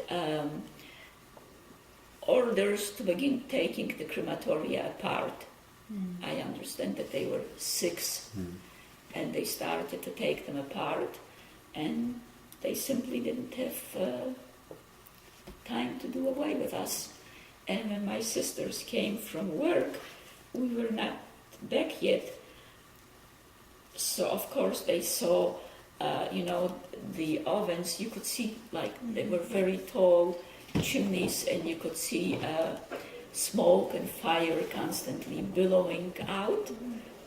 So they thought that there is their mother and sister, and suddenly they saw us, and you can imagine how thrilled they were. Now that was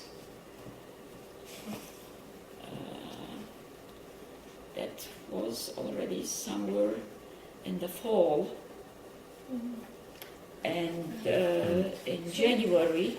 So what were you, I mean, did this shake you up at all, or was it just one more thing? And I mean, because you were literally, I mean, did that... Did it shake me up? There was simply no hope, but I don't remember as such really being shaken. There was no hope of survival even after that, because after that it wasn't very long and they took us to Bergen-Belsen. It's another concentration They camp. took you, your mother, and your sisters? Pardon me? They took all you, your mother, and your sisters? Right. But how was in Auschwitz your day? You didn't work at all, right? I didn't work at So all you just in stayed in the Auschwitz. barrack the whole day, and My mother and I, we just stayed in the barracks a whole day, and actually I didn't talk to her very much like before this time that Dr. Mengele came in, because we were constantly afraid of it. And I was hoping that she doesn't know about it, and she was hoping that I don't know about it. So we didn't and We did didn't you, talk. What was the barrack like? Was it a stone barrack or a wooden barrack in Auschwitz? Actually, I was back and I saw them. No, that they were some sort of stone, but inside there were a lot of women. And again, we slept on these decks, and there was almost nothing on these decks. In other words, like plain boards. And How many? can I track back a little bit and tell you about something? If you, since you say you wanted to know details, at one time, actually in Auschwitz, before obviously we went to Bergen-Belsen, I was extremely sick. And being extremely sick in Auschwitz and going to a hospital meant that you will probably go to the crematoria, but there was no choice. I mean, I was so sick that I, on my own, and I remember my mother going with me, I had to go to the hospital. In other words, I checked myself in and there was a hospital. Where was the hospital? Where it was? Was that in the camp? Yeah, Okay. there was a hospital in In, the in, camp. in Birkenau. In Birkenau, yes, and they were German nurses there. And some doctors, and for some or other reason, I don't know if they knew what was wrong with me or not. Later on, actually, I took some x-rays and I was completely well. After the liberation, and one of the doctors told me that I had TB, that it showed something, it shows something on the lungs, the scar, which is a TB scar. At any rate, they must have experimented on me, and they were constantly giving me some shots, and from one of these shots, this is from the shots that they were giving me. And of course, I don't know how clean it was there. I got like a terrible infection which went under my arm in addition to here. I still had that in Bergen-Belsen. And I knew, as sick as I was, that they take people, that they come in the middle of the night, and those that are very sick, that they put them on trucks and take them to the crematoria. And one night, I wasn't getting well. They did that exactly to me, and I was very well aware. And in the morning, like early morning, I heard a truck, and I knew that people are being taken to the crematoria. And for some or other reason, my fever must have gone down.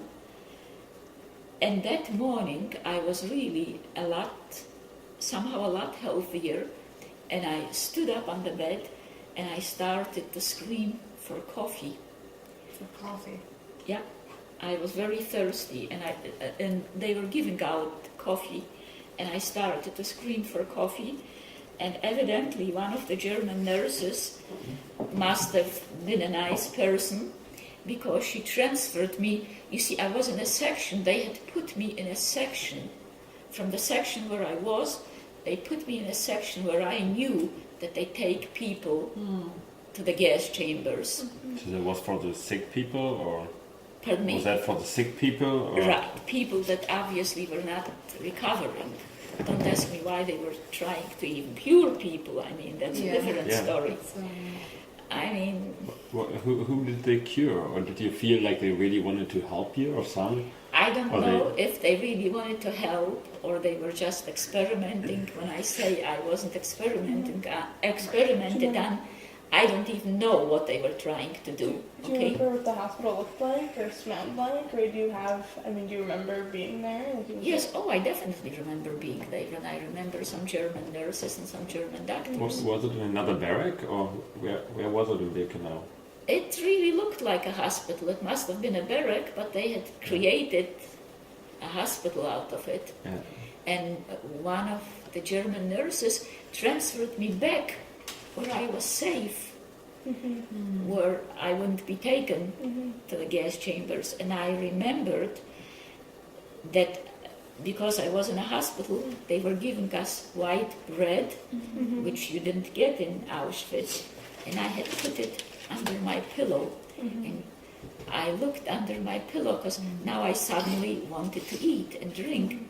And of course, there was nothing else. Somebody had taken it. Either somebody took it or somebody stole it. Who knows? So that was one of the miracles. And another one was that when they took us to the gas chambers, and actually, from what I understand, that this was the last, and that's why this is called the last selection, that it was the last selection in Auschwitz that was taken to the crematoria and survived, because that never happened. Did you experience any other specific memories you have about a day in Auschwitz, or when other people? Did you see other people got killed also in front of you, or did you experience that other people from the barrack, they were taken away and you knew they're dead now? You mean, did I think about them? Yeah. Those that I knew. Believe it or not. Okay. I just wanted to. In 1989, we went back to Poland. Right. Okay. Do you remember, the foods you had to eat? Do you remember, when you had to get food was distributed, or... Food? Obviously you weren't getting lots of food, but when you were, do you remember those sort of things? Did they happen on a daily basis? Well, I think that every morning and every evening we were given some sort of a slab of bread. I think that there was, I'm not even sure, some jelly on it, and some soup, which wasn't really soup, but something sort of like water and some fat flying around. There was really very, very little food in Auschwitz, and in Bergen-Belsen. wait, I wanted to ask also, at nighttime, did you were in so you slept on the flat, the decks. Right. Would you sleep with your mom and your sisters? Yes. So And how was that to be able to, at least, did you sleep actually, or did you just sort of huddle together? First of all, there was, I think, like a blanket on those decks, and it's very hard to sleep just on raw wood. And in addition, in the summer, or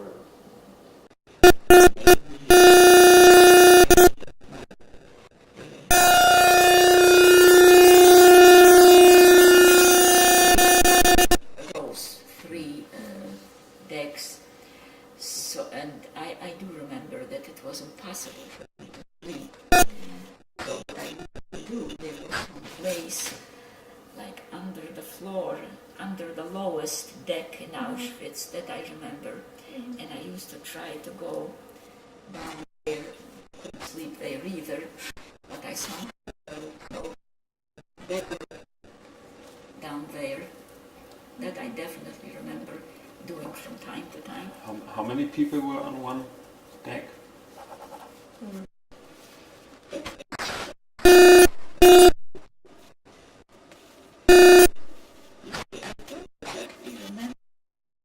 How tight it was, or if it definitely my mother and my sisters, we were on one deck. Of course there was something above us and something below us. I think we were,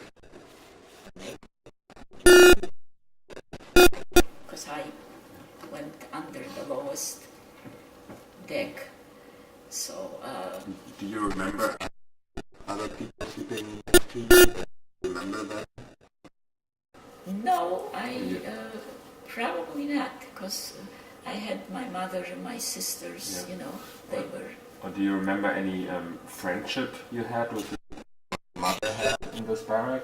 Like, did you go out with the Generally, I have to say there were a lot of people there from Starachowice, from the camp, because we were all, and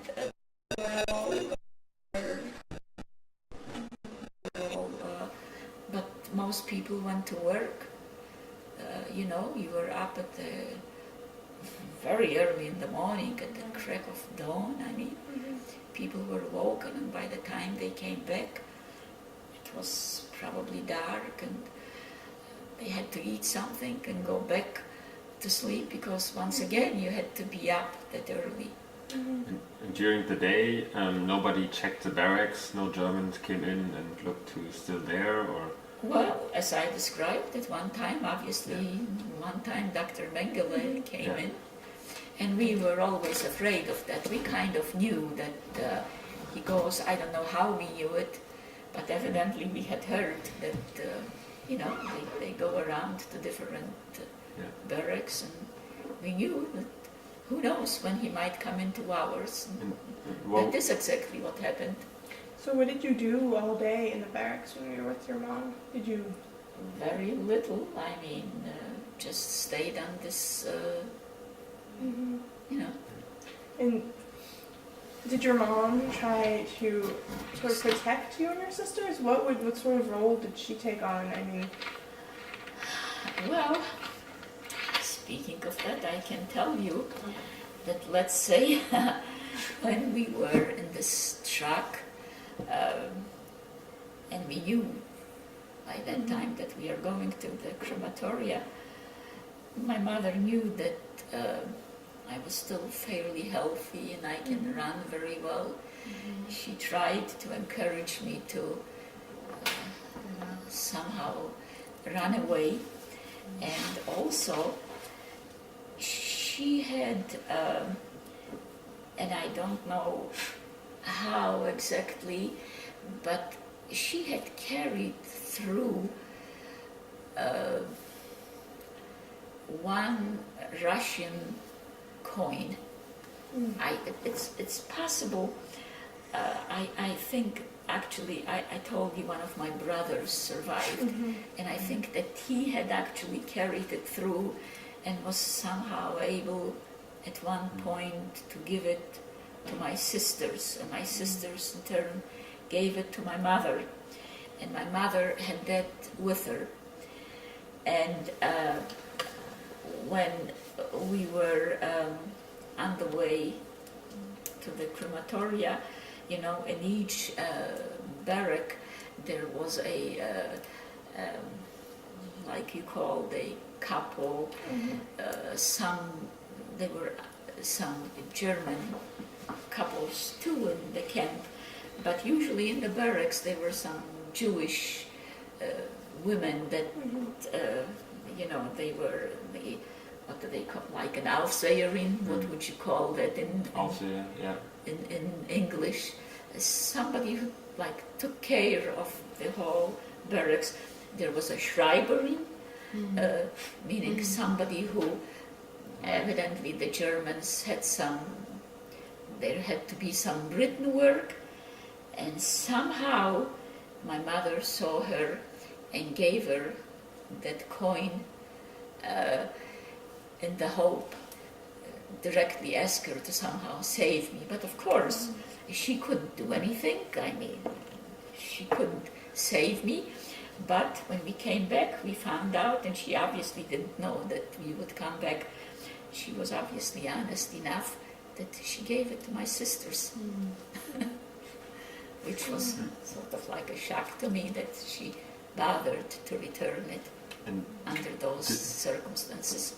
And did you know where your brother was during all this?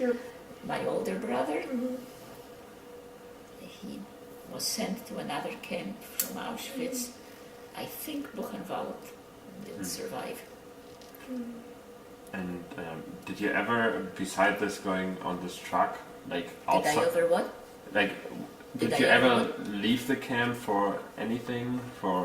Did you ever have to go somewhere, or? You mean ever leave Auschwitz? No, I mean outside Birkenau. Like one time you went on this truck, or? No, you couldn't. You know, Auschwitz was the kind of camp. One wasn't free to go anywhere. You couldn't. No, if they took you somewhere for any examination, medical things, or right, they something. took something. No, I was never taken as such for any. One time, my sister was caught, but they did the experiment. They just took blood from her. Okay. And what sort of relationship did you have with your sisters during all of this? Oh, we had a very close relationship. We really tried to do one for another, whatever we could, whatever we possibly could. And did you experience a winter in Birkenau?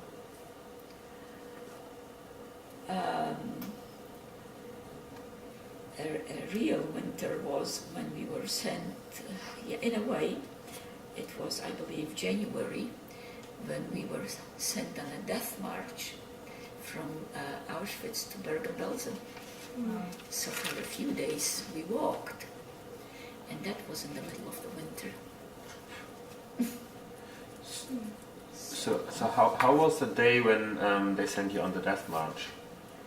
Was it then the Germans said, okay, did you really just start walking in Birkenau and walk from there, or? As far as I know, we started to walk from Birkenau, and after a few days, I should of course tell you that the death march was such, there wasn't only one death march. I mean, people went from different camps, but ours, it was a big group of people. For the night, they would actually put us to sleep in barns. They let us sleep in barns. Many people couldn't march, and I'll tell you here something about my sister. My mother was sick, so we tried to keep her. Usually my middle sister and I would sort of like hold her under her arms, and we always tried to be in the middle in the middle of other people, so that the Gestapo doesn't see her, because they were constantly shooting people. People couldn't walk, and they were constantly being shot. And at one time, my older sister, and I don't think she was sick or that emaciated yet, she sat down on a rock and she said, I don't want to go anymore. Let them shoot me right here. She absolutely didn't want to go. And my middle sister and I yelled at her and convinced her, you can walk and you will walk. And she started to walk again. She's alive today. So what can I tell you? And occasionally it would happen, even though we constantly watched my mother and held her under her arms. The group was so big that sometimes going out from, let's say, a bar where we slept, I would get lost. And I would run up and down trying to find my family. And let's say if some of our friends saw me, and many times they did, some people that knew me, they would tell me, go further down, there is your mother and your sisters. So people were really nice. I mean, they tried to... So this were thousands of people walking on the I don't know if they were street. thousands already, or if they were... But it was a very large group. Did you have shoes? Did you have what did you have to wear? Some people, I don't exactly even remember what I had. I do remember that even if I had shoes, that I had some rags on top of my shoes. Some people walked just in rags, other people had shoes, and it was very cold that time in 10 degrees. Was there snow on the ground, or Oh, were yes. there a lot of rocks? Oh yes, there was a lot of snow on the ground. In fact, so many people were shot that a lot of the snow was red from the bullets, you know. And eventually, though, they put us in cars. In what kind of cars? On a train, right, train cars. After how long was the walk until you got Maybe back on the 2 train? days or so, I'm not quite sure. But this time, since it was winter, the cars were quite open. You know, it snowed on us. We were freezing because the cars were open. And eventually, we arrived in Auschwitz, and again, we were, eventually, we arrived in Bergen-Belsen. There we didn't even have decks. We just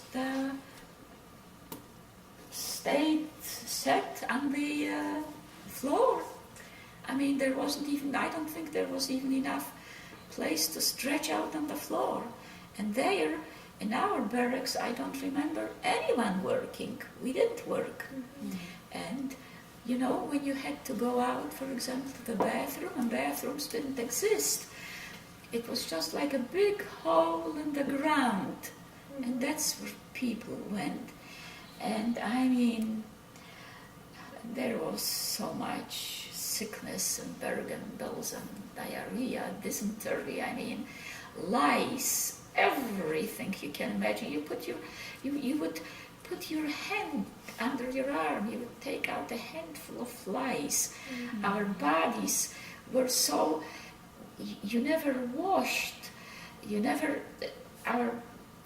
I think the first time I took a shower, the water looked like the color of your sweater, okay? I mean, after the war.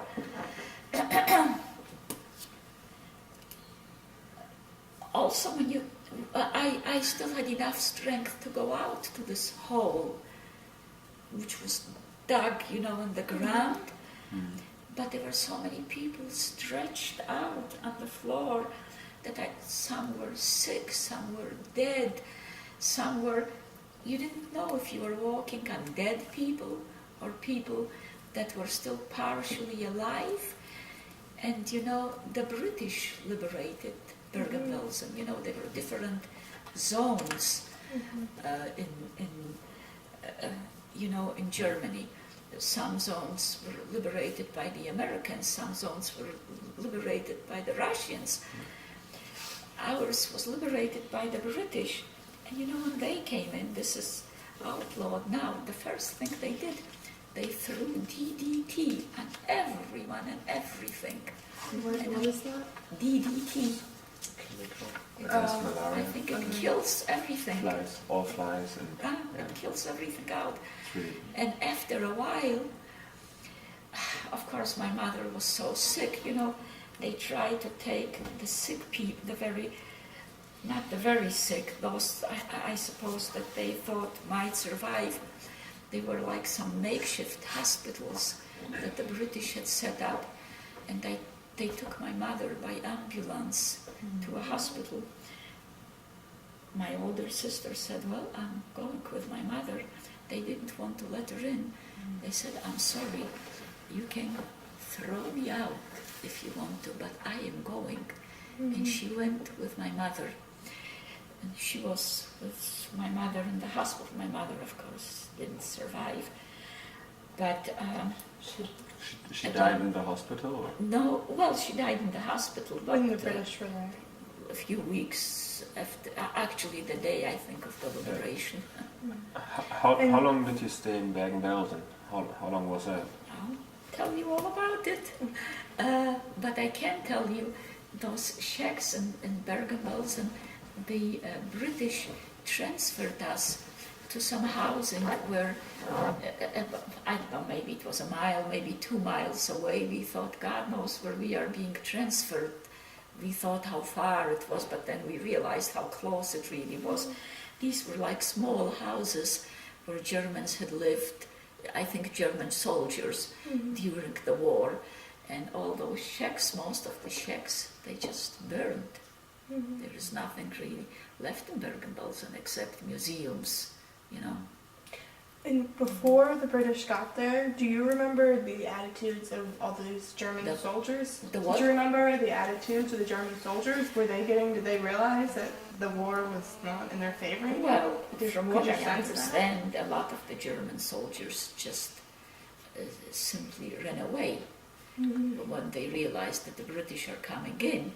And some of them were caught and sort of,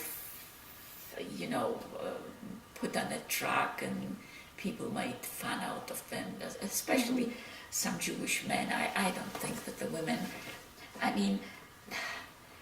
though we knew that this is Liberation Day, I can't exactly tell you that people were in joy or happy, or it just, I don't know. Why. Did you know what was Just going on? When these people, the British, just showed up and they're like, we're liberating you? Did you... Yeah, people knew. Did you really think that was going to happen? Somehow people knew that, yes, we were liberated, but in effect we heard the bombing before. We knew that we will be liberated, and finally we saw the British soldiers, and for that matter they started to give us food, but somehow I don't really remember people being really happy or joyous. But did you already know, like on the train to Bergen-Belsen, that like the Germans are going to lose the war and that it's going to be over? At this time, not. But then in Bergen-Belsen, We were there a few months, you know. Did you have any idea, like... In fact, we were there at least, let's say, from January, and we were liberated till April, I think 15th or so. Yeah. So we were there a few months. No, we didn't know on the train. Yes. Did you have any idea that you were going to survive at all? Like, while at Auschwitz or this other camp, did was it just, was it day to day, or did you think, about... What was your hope like? Okay, actually, to tell you the truth, and this is sort of contradictory, that I had no hope. That there was very little hope in me. But deep down, somehow,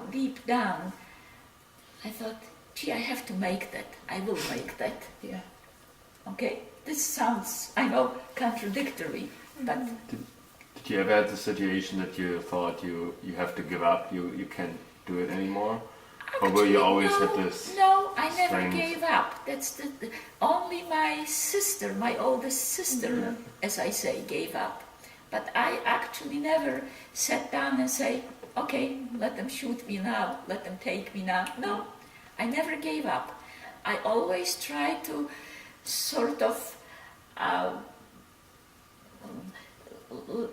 not do anything foolish so that I would be caught, and I always tried to stay, let's say, among other people so that I wouldn't be seen as much as possible. That I always understood, but I never gave up.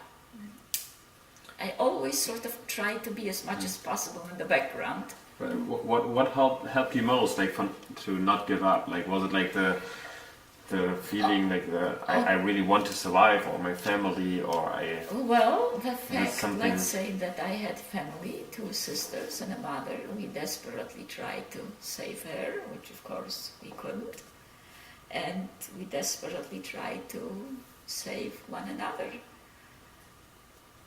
You know, my sisters tried to save me, and I always tried to save them. So somehow that was a tremendous help, the fact that I had some family. If I had been alone, I don't know that I would not have given up.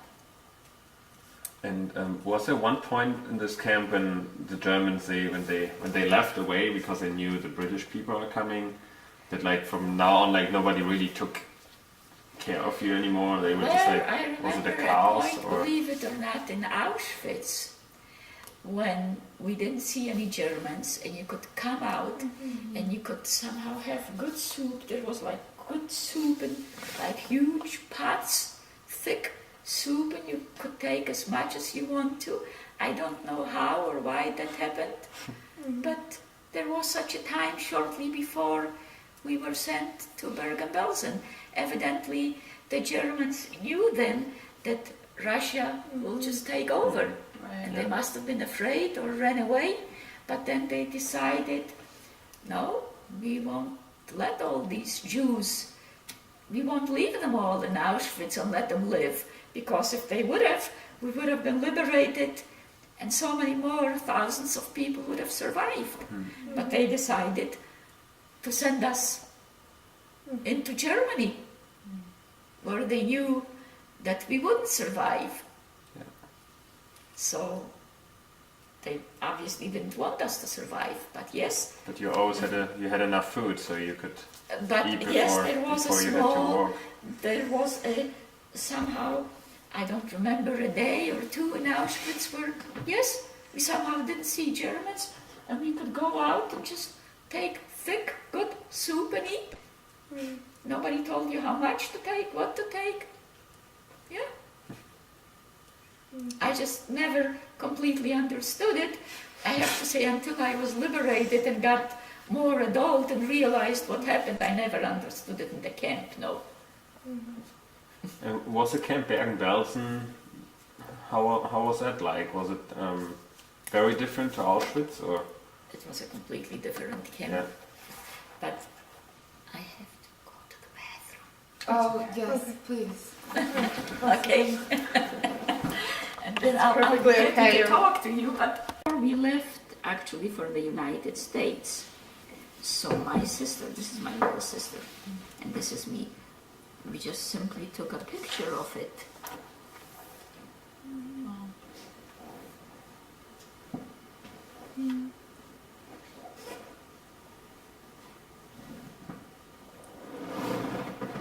What does your middle name mean? Where'd you go? Actually, I don't have a middle name. Oh, I'm sorry. My name is Golda. Schachter is my family name. Is your family name, right? Right. Okay. And Kalib is, of course, from my husband. But I never had a middle name. I was the 5th child, and I guess my parents ran out of names. The other children somehow had middle names. You know what? I'll wait. Okay. Now somebody asked me how was Bergen-Belsen, how it compared to Auschwitz, right? I have to tell you, it was completely a concentration camp, but a completely different camp. You see, somehow in Auschwitz, it's hard to describe, but they kept, I mean, the fear was tremendous, the fright, but there was always like this order. People in the morning, you marched with the dogs, you came back at a certain hour, you had to be at a certain hour at the roll call. Everything was, they kept some sort of maniacal order and cleanliness. Bergen-Belsen, on the other hand, was sort of like a completely loose. People were starving. You got food. Other days you didn't get a piece of bread. You didn't get any water. People were stretched out on the floors and dying. The filth was impossible. People didn't work, and none of the women worked in our barracks. It was a completely different atmosphere. I mean, also the fright and I mean, people knew that we won't survive, we are dying, it's impossible, but it wasn't like Auschwitz. It was a completely different scenery, was completely different. And you were there for a few months, right? Well, from 3 months. January till we were liberated. And when you were liberated by the British, did you feel as if you could trust the British when they were coming? I mean, did you really know anything about the British? I mean, what did you know about them before We they didn't came? know anything about the British. Well, older people probably did know about the British, but they started to give people food, and of course, that's every time I say something, it brings to mind another Story. another tragedy. You see, they started, some people, the British gave out like some very rich food. It was some sort of milk with something, I don't exactly know what it was. Well, I can tell you that from that, people literally died Like by their the hundreds, digestion. because their stomachs really couldn't take it. Right. So people, they didn't mean it that way, I'm sure, and people started to eat because they didn't have food. And they ate so quickly. And So people were dying from it. In my case, for example, I remember the first time seeing a loaf of bread. It was sort of like a square loaf of bread, and I thought, I'll eat that whole loaf of bread. I ate one slice and I could eat no more, because the stomach, I mean, people's stomachs were shrunk. So, but it was lucky that I couldn't eat anymore, and slowly, of course, obviously I ate more and more until I started to eat too much, but that came slowly. So what other food did they provide you, or the British people? Well, basically they provided at first bread and this milk, chocolate. They gave people a lot of. I don't particularly remember anything else, because I should tell you that once we were transferred to those houses where where German soldiers lived during the war, you see, that was also a camp.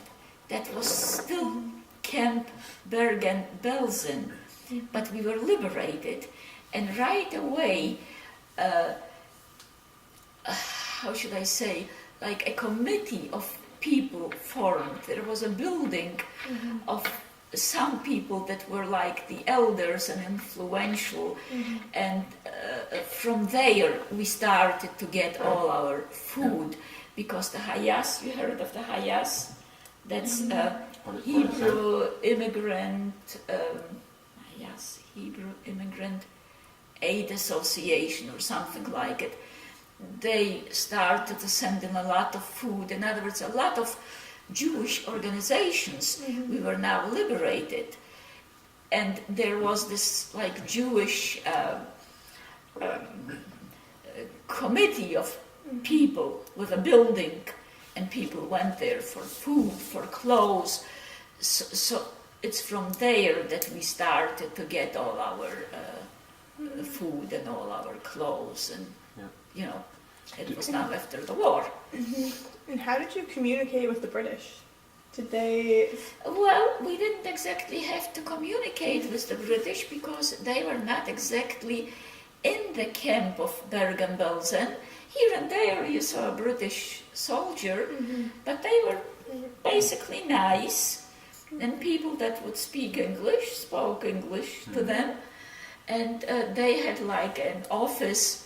It was not in the main camp of Bergen-Belsen, but sort of like on the outskirts of this Bergen-Belsen where we lived. They had an office, you know, with a lot of British soldiers, and occasionally some soldiers would come in to camp. I remember one night I was walking with my girlfriend. By that time, I must have already been about 15 or so. My girlfriend was a little bit older. They never really touched you, the British soldier, but they kept saying, "Come on, come on, come on." Of course, we just ignored them. But there were some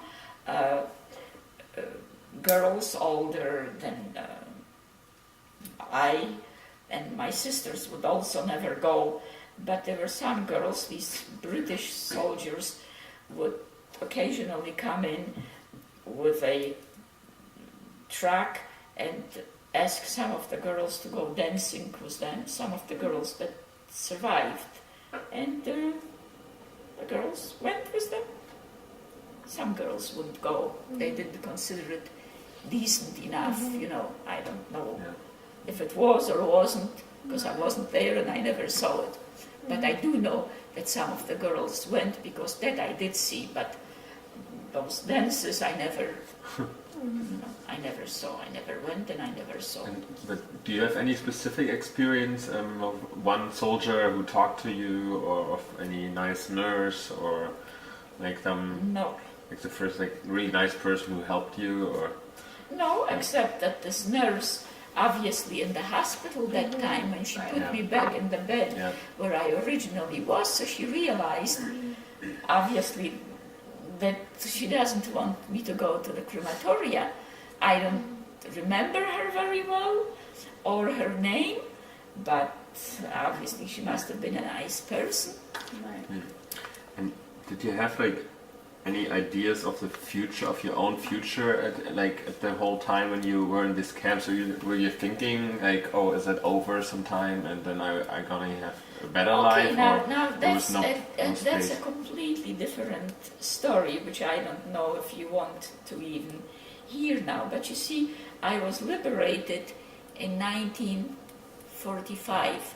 And I didn't come to the United States till 1949. But I mean, like at the time when you were in these camps, did you think then? I was all this time in the camp till 1949. And wait, until 1949. Yeah, till I came to the United States. And of course, I would have to describe to you what life was like after the liberation. But that might be too much for you for one time, perhaps. If you want to know that, I'll be happy. Start by asking you that next time. Just so we have I'll be happy to tell you what life was like in that camp. In a way, it's sort of anticlimactic, but it was life. I mean, I'll tell you what people felt like, what it was like, what we did, how we lived. I'll tell you all about it. I went to school there because schools formed. Life was sort of on hold. We knew we have to get out of that. Many people went to Israel before I came to the United States. Many people went to Israel. Israel was not even a state yet, illegally. They went in 1947. 1948 Israel became a state, but I'll tell you all about it if So you want to know. do you remember the moment when the war was officially over? Or for you, on I guess maybe. on May 8th, like when it was declared now Germany lost, and was that a specific situation Do for I you? remember? No, because either in the camp that I was, either they didn't let us know, or maybe older people knew and I didn't know. But I don't remember officially when the war was over. I only know it from my sister and how my mother reacted, because she was literally dying that day, but still conscious. Yeah, but do you remember during the time in the camps, like, did you kind of understand what was going on in the world? Like, did people tell you about it? Like, Germany is having this big war, it's going to all European countries. We understood because, and I'll tell you all about it, but it's too much, I guess, to bring out now, because we marched, we tried to get Israel. We wanted Israel to be a Jewish state. Israel wasn't a state yet, so we marched on this this British office that the British soldiers had, and they hosed us with water, you know. They didn't beat us or anything like that, but they soaked us with water. They weren't very kind. And, you know, we had to go back. We marched out in groups, you know, in whole groups. And what was it like for you after your mom's gone? How did you... After my mom After your mom passed away, like how did that... what was... I mean, you and your sisters, did that bring you even closer? Or after that happened? Well, you see, at that time, it was after the war already.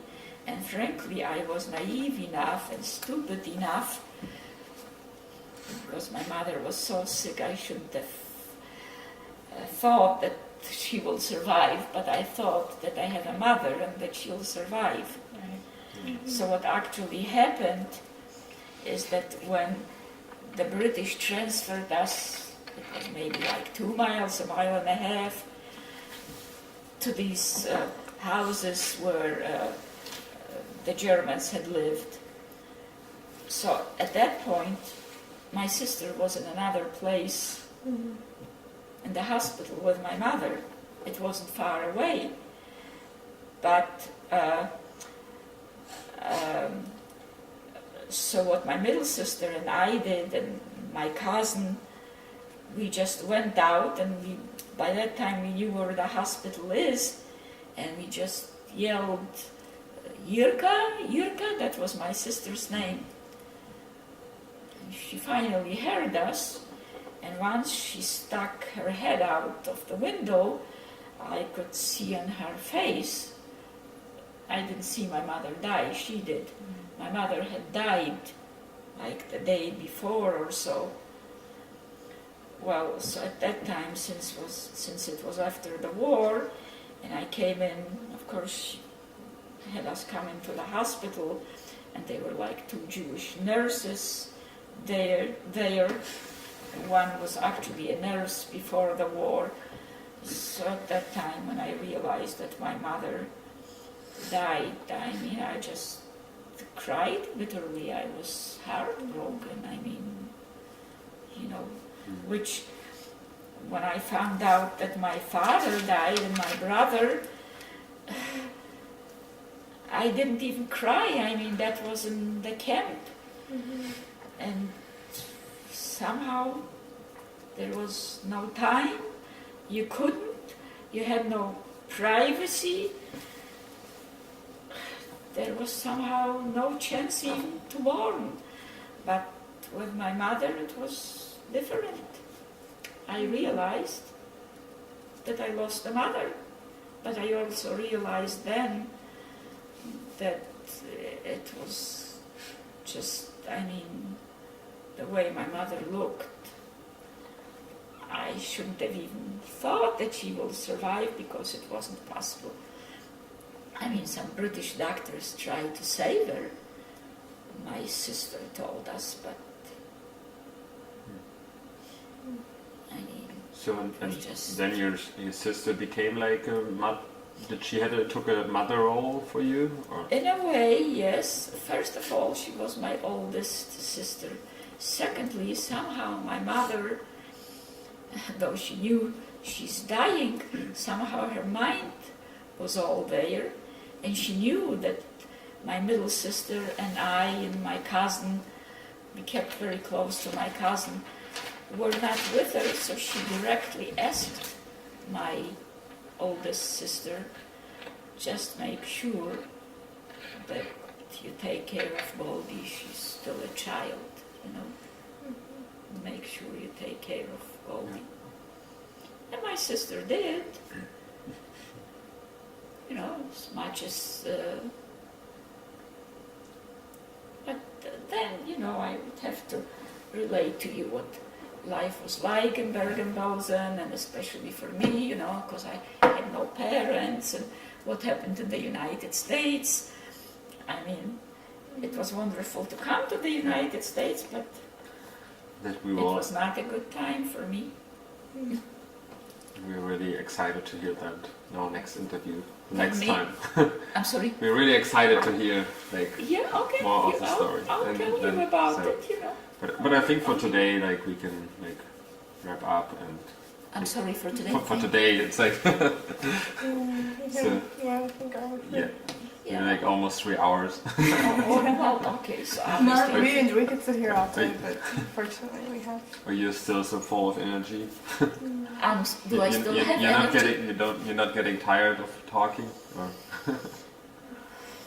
No, I guess obviously I can talk a lot about it if people want to listen, though I have to tell you that I generally do not talk about it. I generally feel that people do not understand. It's hard to explain that. You have to explain too much. Secondly, I also don't want people to have pity on me. I don't want them to say, oh, gee, this poor girl. So I would rather not talk about it unless somebody really wants to hear about it. It's different with my children when they want to hear about it, or they read, or if they didn't understood something and they wanted to know, so I told them. But strangers, I don't talk about it to strangers, except when the Holocaust Center used to call me and people wanted to hear a Holocaust survivor. So okay, so I would tell them some of it, not as much as I told you guys.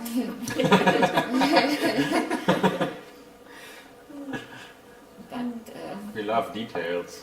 okay, look, if you want to hear it, it's And okay. we do, and we want you to feel comfortable to share anything with us. I mean, it's just a learning experience for us too.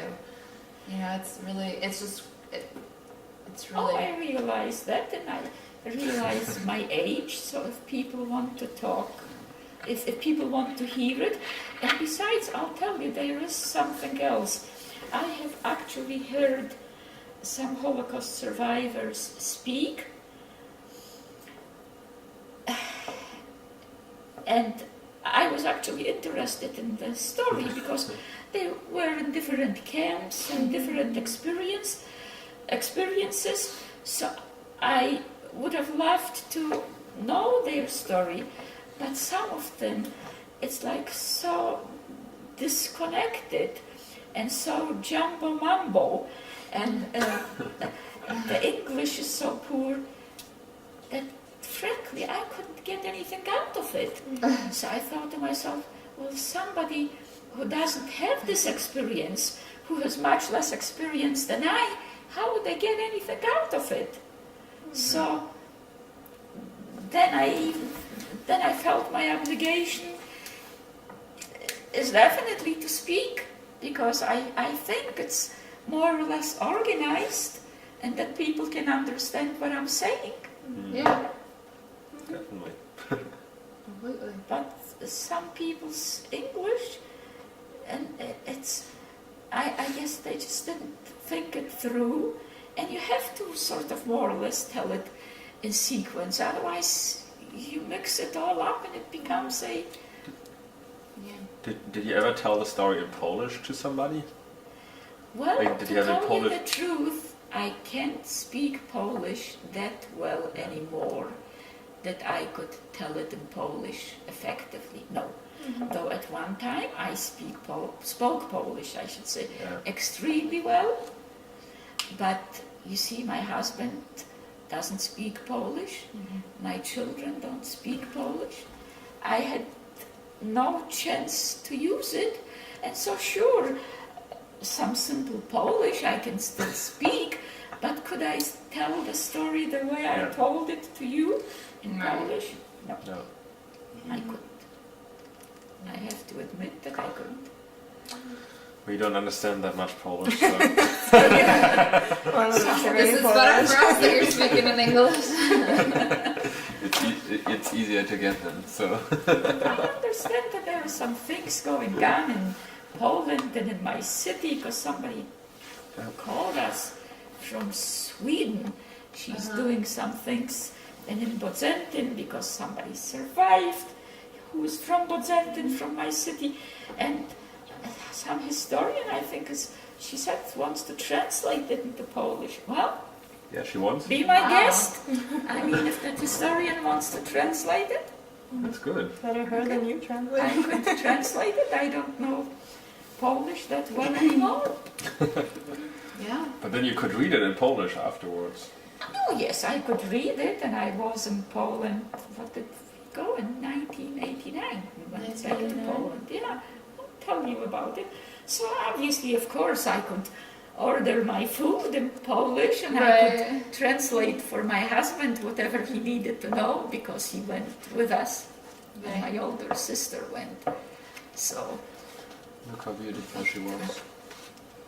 that's me, you know. Yeah. It's a beautiful picture. Yeah. Beautiful Polish lady.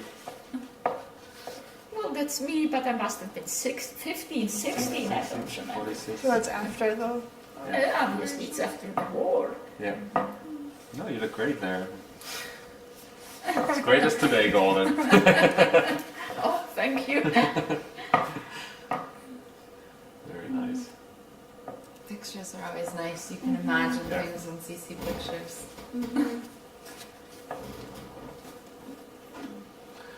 Well, thank you so much. Thank you very much. Yes, thank you very much. I hope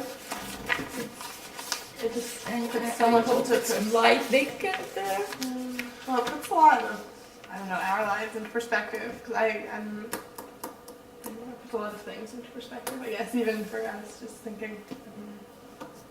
you say it did put a lot of things. Yeah, it puts things into perspective. Okay, well, I'm very happy. Yeah, it does. We talk about it a lot. So keeps us thinking, so it's always good. Well, I would hope that maybe after all the survivors are gone, that somehow people will still We tell stories. remember some. We will. Yeah. So, well, and some books have been written. I'm not the only one who, you know, there are a lot of Holocaust stories out. So maybe that will help. Did you read any other Holocaust stories? Here and there I read a little Yeah. bit, and my husband read a lot of it, so he would read to me. Yeah. You know. Yeah, You read it to you? yeah, he would, or I would read myself. I can surely read, Yeah. but So and did you write this down, or you told your husband he wrote it? Basically, he wrote it. But since it's my story, at times, let's say the way it was expressed, I would make him express it in a different way so that it really presents the story the way exactly, the way it was exactly.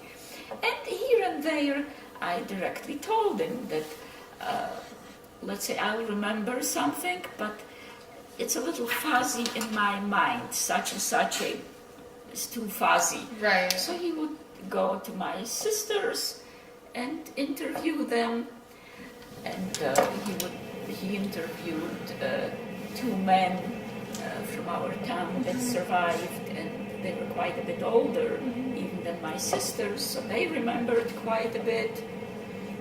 He interviewed my cousin, so that the book is exactly what we remembered. I'm excited to read it after the interviews. Then I will see. Me too. I will see what additional information you gave us, what is not in the book. There is some additional information. That's what we want. Yeah. We don't, like There is we. some, which is like almost impossible when you talk. I know. But, Yeah. there is some additional information in the book. Very nice. You get it out of the library or Yeah, buy it Yeah. or definitely. whichever, you know. We would buy it. Yeah, definitely. Do you have any plans for the rest of today? Actually, yes. And guess what my plans are? What? To go buy a couch for this empty room. Really? If that's Wow. Productive. Where are you gonna go? somehow my daughter mentioned a store, which is supposedly a very good store. I don't even remember the name of it, but she wants to go with me. She sort of has an idea. She thinks we should go in here, of course, with some measurements, you know. So that's basically my plan for today. In case you go to buy the book, Yeah. just don't let them, I don't know for how much they sell, but if they sell for more than, if they charge you more than $20, then just get it from me, because I don't want you to spend more than $20, okay? Aw. I don't know what they sell for, because I will sell it to you for $20, okay, which is about what it costs us. And if they, in other words, if the store is going to